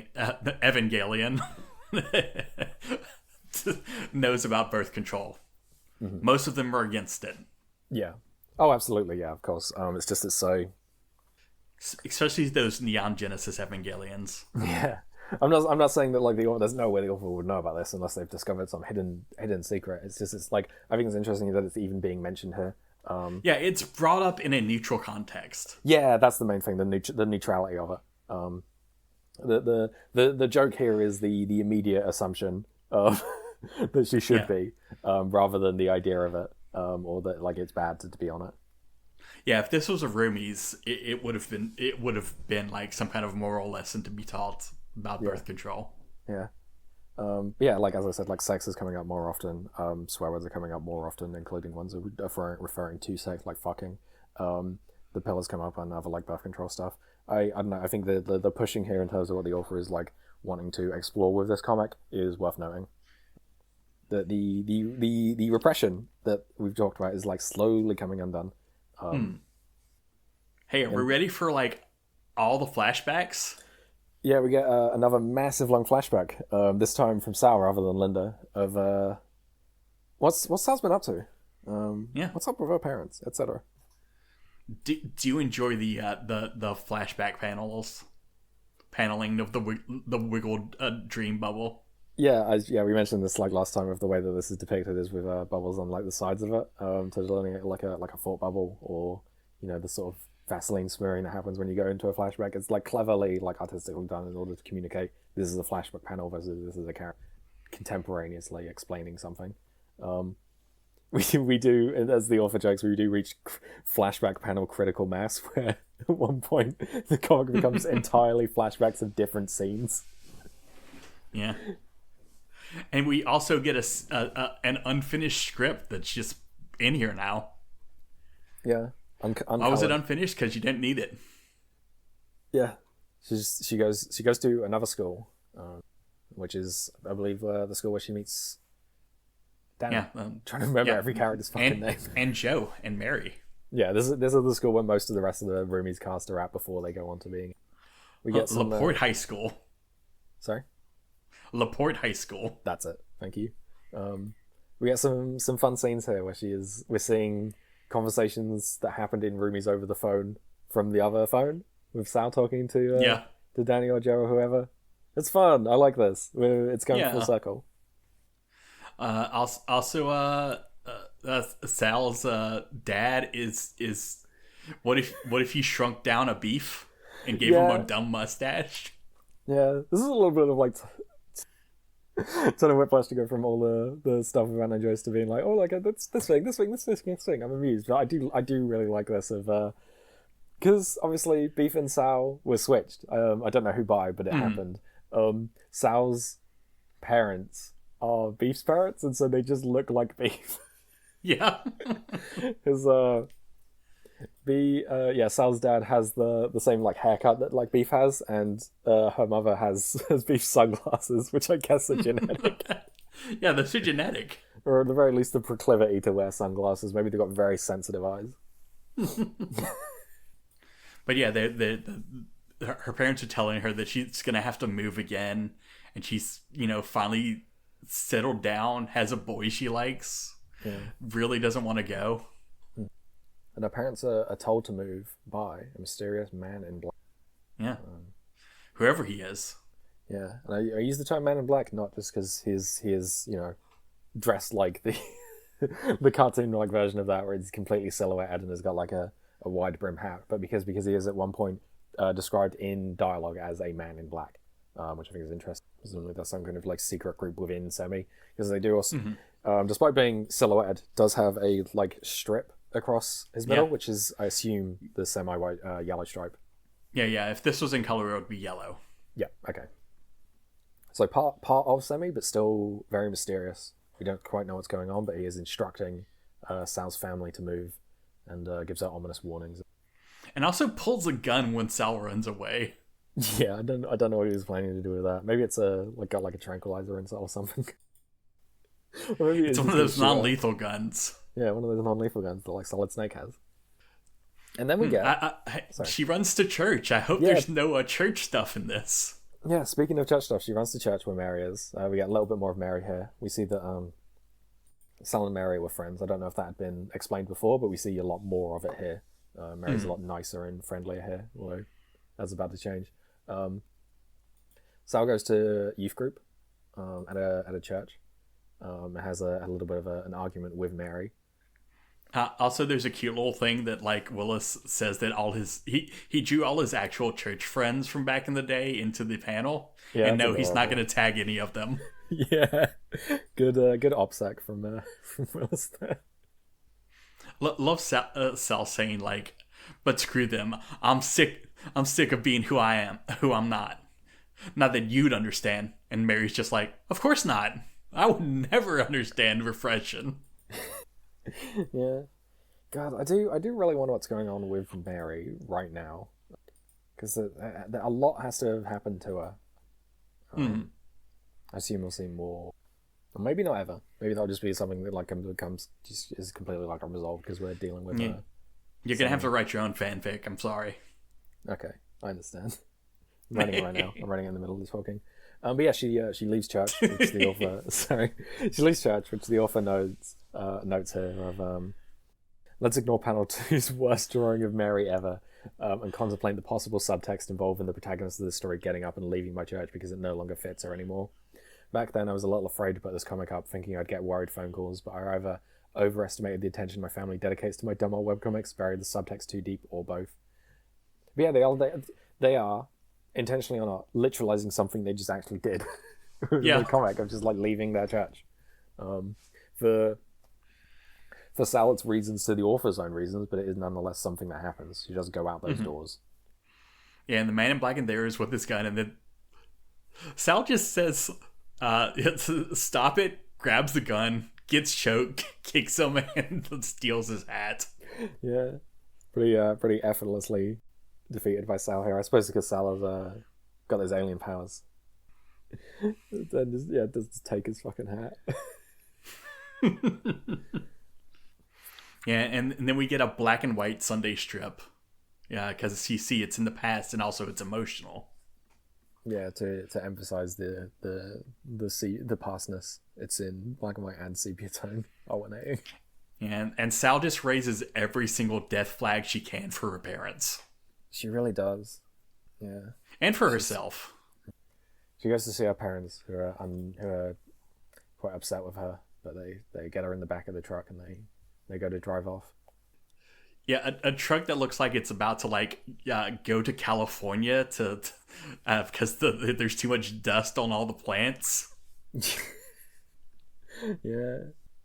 Which does have about the same kill count as this truck drive. Yeah. Yeah, speaking of death count, suddenly, head alien.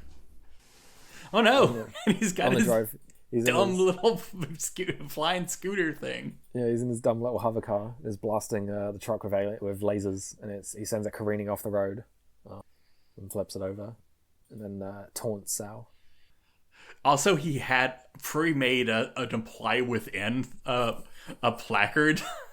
Yeah, what a little twerp. He goes over to Sal, who's been thrown from the truck, and says, "Tired, frustrated, life's hardships getting you down, feel like lashing out," and then holds down an apply with inside. He really wants her to join his team. I'm not sure what for, but he really is like, "Come on, come to the dark side. I'm doing the tropes." He needs 1 to 2 abductees to help him control everything. Remember? Yeah. I do remember. It's like very funny that he's like trying so hard to do this specific plan at the minute. It amuses me how much he's like being an evil little guy. He's a little scamp.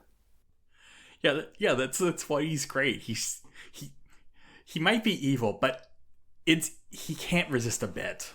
Yeah, I wasn't won over by him initially so many episodes ago, but I've come to love him. I've come to love what as I said, a little twerp he is. Also look like Sal being like, "You look familiar," and he's just like, I hope not, or Mr. Mindwiper is in big trouble. Yeah, and then he holds up the Mindwiper, so maybe this is where that one Joyce uses came from. Could be, sorry? Who knows? Yeah, because we know he gets captured, and he's got it on him at this point. So he gets captured, puts in the tube, and that's in place. Yeah, God, it's all coming full circle. I really do like.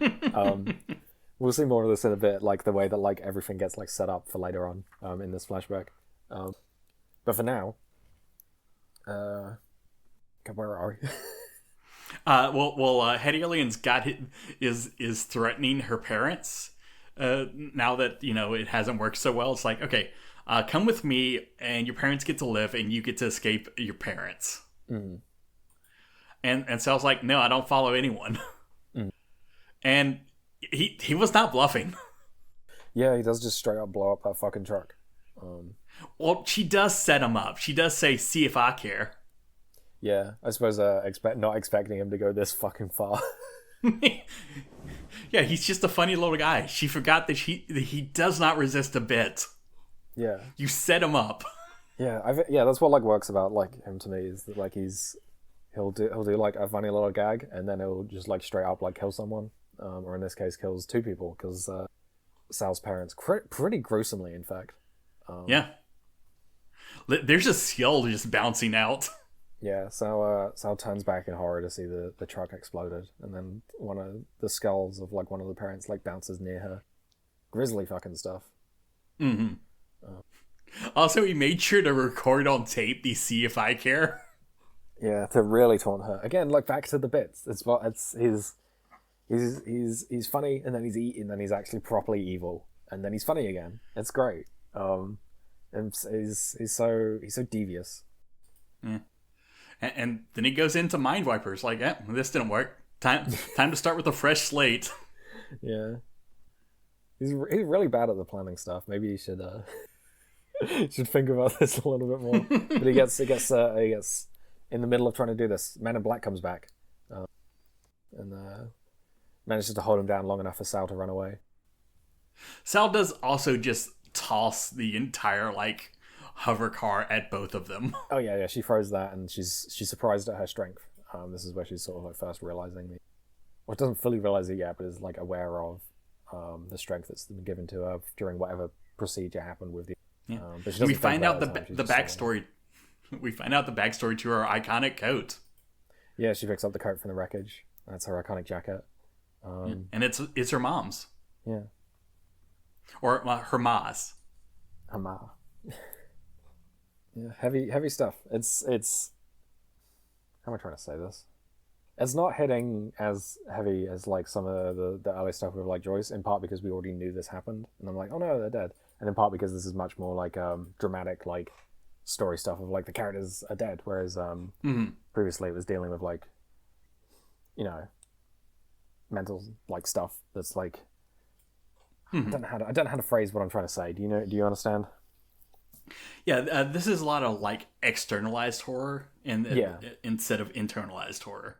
Yeah, this is big dramatic plot beats rather than like actual kind of something like difficult is happening with this like character's like psychological state. Not that seeing your parents killed and the trauma that results from that can't be difficult for you, but it's like heavy in a way that's like harder to understand. Not to say it's bad. It's like the heaviness is more fantastical. Yeah, that's a good word for it. Fantastical. Which is very funny the thing to say about the other option, which is shooting your doppelganger. Yeah, but it's true. Yeah, it's you the audience. You know what we're talking about. you can understand what we mean. Yeah, and Sal we get the backstory of Sal going to see Danny. Yeah. And then running off again because, no, he's got a perfect life. Nothing bad ever happens to Danny. I don't want to ruin it for him. Yeah, good luck with that. Danny's perfectly capable of ruining his life on his own. Yeah, I mean, yeah, like as I said, talking about like the way that this can be like traumatizing. I do like this for Sal about how she, as a result of this, is like struggling to get attached to people, doesn't want to like hurt people, doesn't want to like risk bringing people into danger for fear of Head Alien showing up and killing them again. It makes her like behavior and her actions like make more sense. And then we get to the part of the flashback where we have to question who's telling the flashback. Yeah, this is pretty funny. We then cut to 6 months later, where it's I believe this is they're at like the hospital after Danny's in the hospital and Ruth is in the morgue. Mm-hmm. Yeah, where this is where like that part of Roomies like is like happening, and the aliens like show up and they become the plot in Roomies. Yes. So we're seeing this from firstly Sal's perspective and then Walky's perspective and then the alien's perspective still in flashback, so it's very confusing as to who we're seeing any of this from. Yeah, this is a flashback to when Sal gets recruited and we meet Jason for the first time. Yeah, okay. Yeah, Tony and Jason and all the other guys, Mike Truck and etc. are here. Yeah. Also, we get a Jerry Falwell joke. Yeah, I didn't understand this one. Can you explain this to me? He was a televangelist. Okay. All right, so you see liberation theology. Yeah. Go back to episode that other one. Mm-hmm. I mean, I know what a televangelist is. I still don't follow exactly what the joke is here. Jerry Falwell had a lot of things to say about the Smurfs, how they were evil, turning people gay, everything. Oh, okay. Now well, not the Smurfs, but the Teletubbies. But yeah. Yeah. Oh, okay. Yeah, because Walky mistakes them for the Teletubbies, and then says Jerry Falwell says you're gay. Jerry Falwell says you're Klansman. Now that makes sense. I mean, it's fucking deranged that he would specifically hate the Teletubbies, but like, damn, what an absurd thing. And the Smurfs. And the Smurfs. Oh, what's wrong with televangelists? Oh, I mean, a lot of things, but like. Well, we didn't have Northern Lion to watch back in the day. Yeah. Northern Lion should go on like a weird sort of like preacher arc. Just start instructing. I mean, what is the get it twisted rant, but a preacher rant? Yeah, true. It's a. I mean, that's from he's like adapting the words of the modern day preachers there, which is the grind set guys, who are just sort of saying insane shit. Get it twisted. If you wait an hour before having your first coffee of the day, you can do anything, etc., etc. Thank you for explaining this joke. I was so confused by it. I just have like 3 question marks in my notes here. I'm like, what? Yeah, man. And after like Sal and Jason are taken away by a helicopter, Haley's just like sneaking up behind Walky and Beef and all that, and like about to honk the horn. Yeah, he's just getting up to antics here. I'm like, this will be a fun gag, and it does not go well for him. He does get the shit kicked out of him. Do you enjoy that these aliens have names? It's Fred the alien and Stan the alien. Yeah, they've all got very normal names. I wonder if those are alien names that just happen to be like similar to Earth names, or if they decided to adopt Earth names upon arriving. Well, they're named after the Fred region of Planet Alien. Yeah, I see. I was gonna make I was gonna joke about them arriving at fucking. Oh god, what's the island in New York where like the. Staten Island, Long Island. Staten Island. Of like they arrive there and like they say what their name is, and the guy at the office is like, "No, your new name is Fred the alien." Okay, that would be Ellis Island. Ellis Island. There we go. Thank you. There's so many islands. Yeah. Something that like did not ever actually happen in real life, which is amusing to me because I'm like, where did that come from then? Where did people invent this little myth of history of people with Polish or whatever names being given more American sounding ones? Or more English sounding ones, I should say. It was just like people misspelled names, which is a thing that happened all the time. Yeah. I suppose it's like people were, if they were arriving and they had a difficult to spell or pronounce name or whatever, they would decide to adopt a more. I'm not going to use the word like regular, but you know what I mean, more. A more English name, which happens to this day with people immigrating. Yeah, deciding to adopt it themselves, and then that being sort of like retroactively understood as it being changed by someone else for them. Just eventually, you get really annoyed with people mispronouncing your name all the time, and you're like, whatever. I'm changing it just because they keep annoying me. Yeah, and power to them. I've got no aversion to people changing their last names, and equally, maybe it's not necessarily a good thing that they do that because they're losing a little bit of attachment to their like culture or whatever. But bigger conversation than this podcast. Fucking aliens getting the shit kicked out of them by Semi. all kinds of shit's happening. Yeah. It's a lot of stuff that happened earlier but wasn't shown finally being shown. And so we're seeing every like little specific detail that gets alluded to earlier, but also later on. Yeah, Tony gets shot in the arm, and you know, good old Alan's just like, what? I was expecting me. It's usually me that gets hit. Yeah, he gets shot with Head Alien's laser gun, which just seems to burn him a little bit, which is quite funny. Usually that would, like when an alien's got like a blaster or something, it's like a disintegration beam. But here it's pretty ineffective. Yeah. Or at least a glancing blow is ineffective. Also, we find out that Sal's just ridiculous. Her autism trait is being really good at tying knots. Yeah, that amused me that they comment on that. Your quadruple nodding is quite enough. I wonder where she learned that. Maybe we'll get a flashback to that. Yeah, and they let Alien escape because otherwise they couldn't capture him later. Yeah, he needs to be put in a tube, but not yet. Yeah, he needs to be put in a tube with a dangerous alien device directly in front of him. Yeah. Look, if I'm ever like arrested by the police, I want them to put like some kind of thematic like device in front of me that I can talk people into using. Yeah, I need a prop. If you're gonna put me in like the interrogation chamber, I need something to work with. I need material. If you can make it like spin too, that would be really good. Oh yeah, that's so good. You can spin it on the table, and it's like it points towards them. And it's like interesting. Alternatively, it can be like in a box, and I can like open it up to reveal it. Just give me something to work with. Yeah. I need business. Yeah, and we set up that that Tony and Sal were dating. Yeah, this their is secret date. Sorry. Yeah, it's I've gotten so mixed up on when things have been revealed via comics written later and explained in the commentary. But here it's properly confirmed that they are dating. Yeah. Yeah, it was a quick like retcon thing in the original run and was expanded on later. But because of how it did because of the nature of like redoing this, it was expanded on before then, and so now this is just a double expansion. In fact, we see them not just dating but having sex, because Sam mentioned that earlier.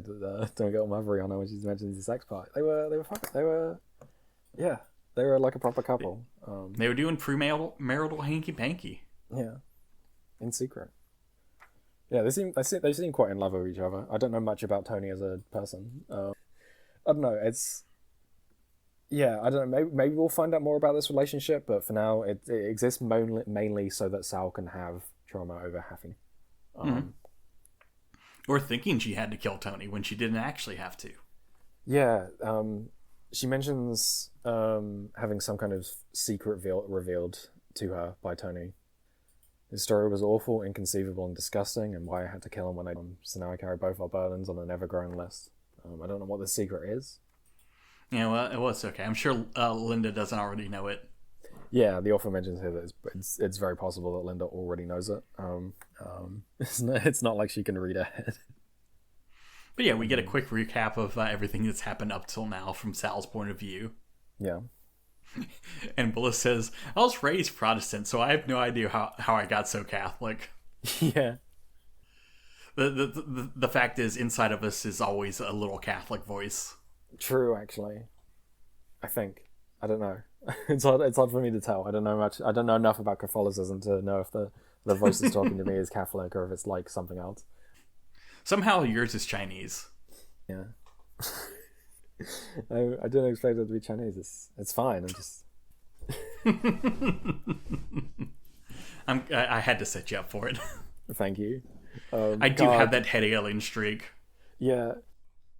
God, just quickly, what a fantastic video that is, and how like immediately that like got into like web culture of like, because the joke is so good of like, because it's completely unjudging. But you have to like express the surprise, because like you wouldn't expect it, and there's no problem with it being Chinese. It's like I don't know why it would be, And I mean, it's fine that it is. I'm baffled by it, and like that specific kind of bafflement where you like you have to like clarify that you don't have an issue with it. It's so universal, and I'm glad that we have like a reference point for it. It's the most true expression of white culture.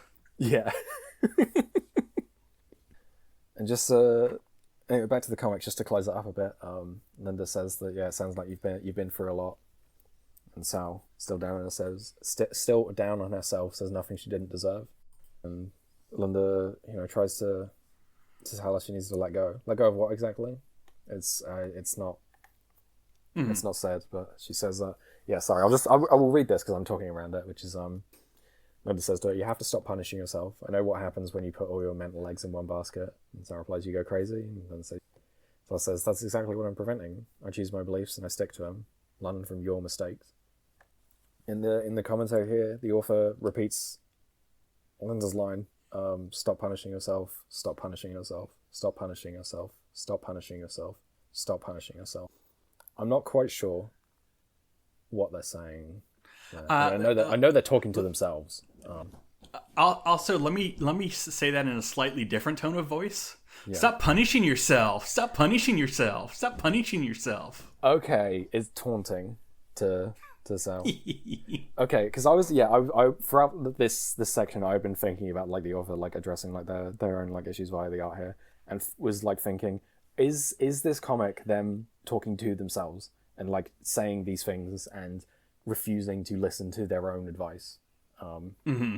That's how this read to me. Thank you for that alternative read of it. I think you may be correct, but it's something I felt is how that came across. Well, the great thing is we can both be right. Yeah.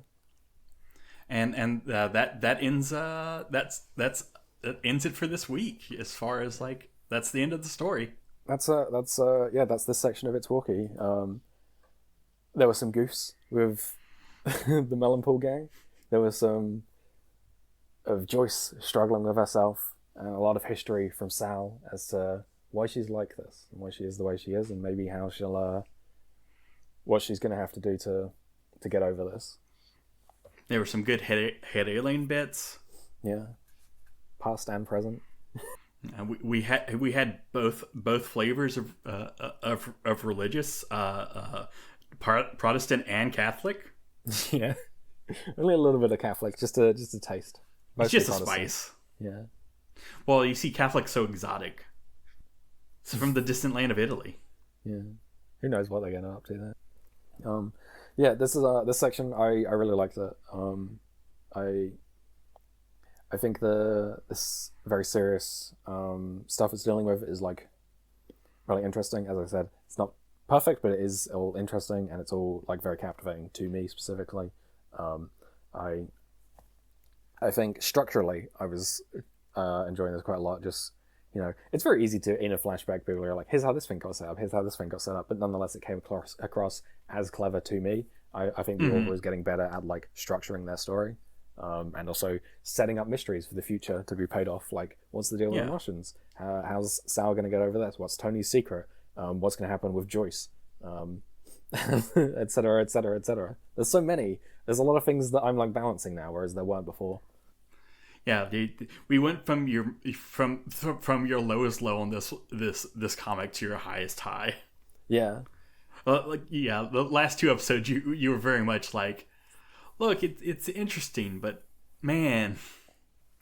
Yeah, I was now enjoying... you're like, you can just say it's interesting. Yeah, I was enjoying the experience of like talking about the comic, even if I wasn't necessarily enjoying the comic. But now I'm like, I'm enjoying the comic again. And we talked about this ages ago about this being the nature of serialized storytelling and of, your first draft of anything is that it's going to be very messy. But the value of it being messy is that it gets good at points, and and making something unstructured means you don't internalize it enough that you can stop yourself putting a bit too much of your own life into the artwork, which is the thing that's like captivating, as I've said many times now, specifically captivating to me about this bit, in which I can really see 2001 David Willis in this. Yeah, you can see the person behind this. Yeah, and there's there's much less of a filter than you get with like, you know, very polished stuff involving writers' rooms and all that. Mm-hmm. You might say it's an auteur or creation. Yeah. Yeah, I don't know. The roughness here is what's working because it's unsanded off edges of things the author is experimenting with and deciding to choose to depict. They are having to keep pushing the story onwards, and to do so means you have to dredge things up from within yourself. And it's, you know, I hesitate to use the word cool because I don't just want to be like, yeah, I'm enjoying seeing the author's suffering. It's delightful to me. Evil Scanner's back. Yeah, suffer. No, suffer. that's only for characters. Yeah, I don't know. I don't enjoy seeing real people suffering, but I think if they have been like, you know, gone through a lot or are going through a lot or are like dealing with like some inner turmoil, I think like it's nice to see art that reflects that and is a process in terms of helping them deal with that, and a process of like depicting it to other people to like explain something about themselves. Art is an empathy machine. This is the part of webcomics that I just keep coming back to. Yeah. Also why a lot of times I do not enjoy the very like corporatized webtoons stuff. That makes sense, yeah. Because it can be, you know, very slickly produced, very clean artwork, very clever enough like plotting, but there's nothing to it. There's no and you can find stuff that is very personal on webtoons. It's just mostly on webtoons canvas. Yeah. Because at the end of the day, this was not created like looking at metrics. Mm-hmm. No one said, well, cultivation stories set in an isekai world are doing the numbers right now. So I want to do one of those. Yeah. Even if I have definitely read those, I am not free of like being like, yeah, I want to read some just like nice, easy listening, the comic version. Yeah, that's a very good way of putting it. Is it easy listening? And there's nothing wrong with easy listening music. There's nothing wrong with ambient stuff. It's just it can't be everything. Yeah. We got anything else to say about this? That's a good question. Let me flip through my notes. Do you know autism activate ? I already talked about that. I'm just amused by that note. Oh yeah, funny line here where where Walky's deciding to like date Dina, and he asks her if she's psychotic or weird or deranged. Very funny like way to ask that. I don't know, that like we've talked about this already, but there's a lot of like good jokes in this section. It's getting funnier. There's a lot less jokes that are just like sexism. Yeah, despite having a whole plot line about sex, the jokes about sexism just weren't there. Yeah, it handles that with the seriousness that it should have, and if there's like when there are like jokes about sex, they aren't just like at the expense of women as a whole. Yeah, they are, you know, jokes about like the words are escaping me. I apologize. We've been at this for too long.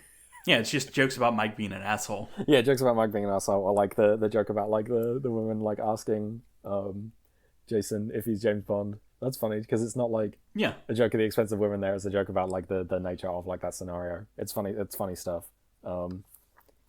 Yeah, I think I covered everything I wanted to talk about. What about you? You got any lingering notes?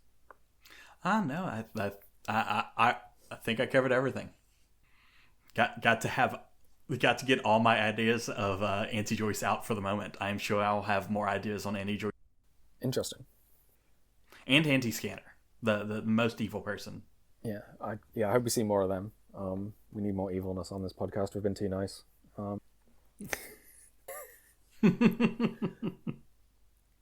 Yeah, I'm excited. I'm excited for where the comic's going to go next.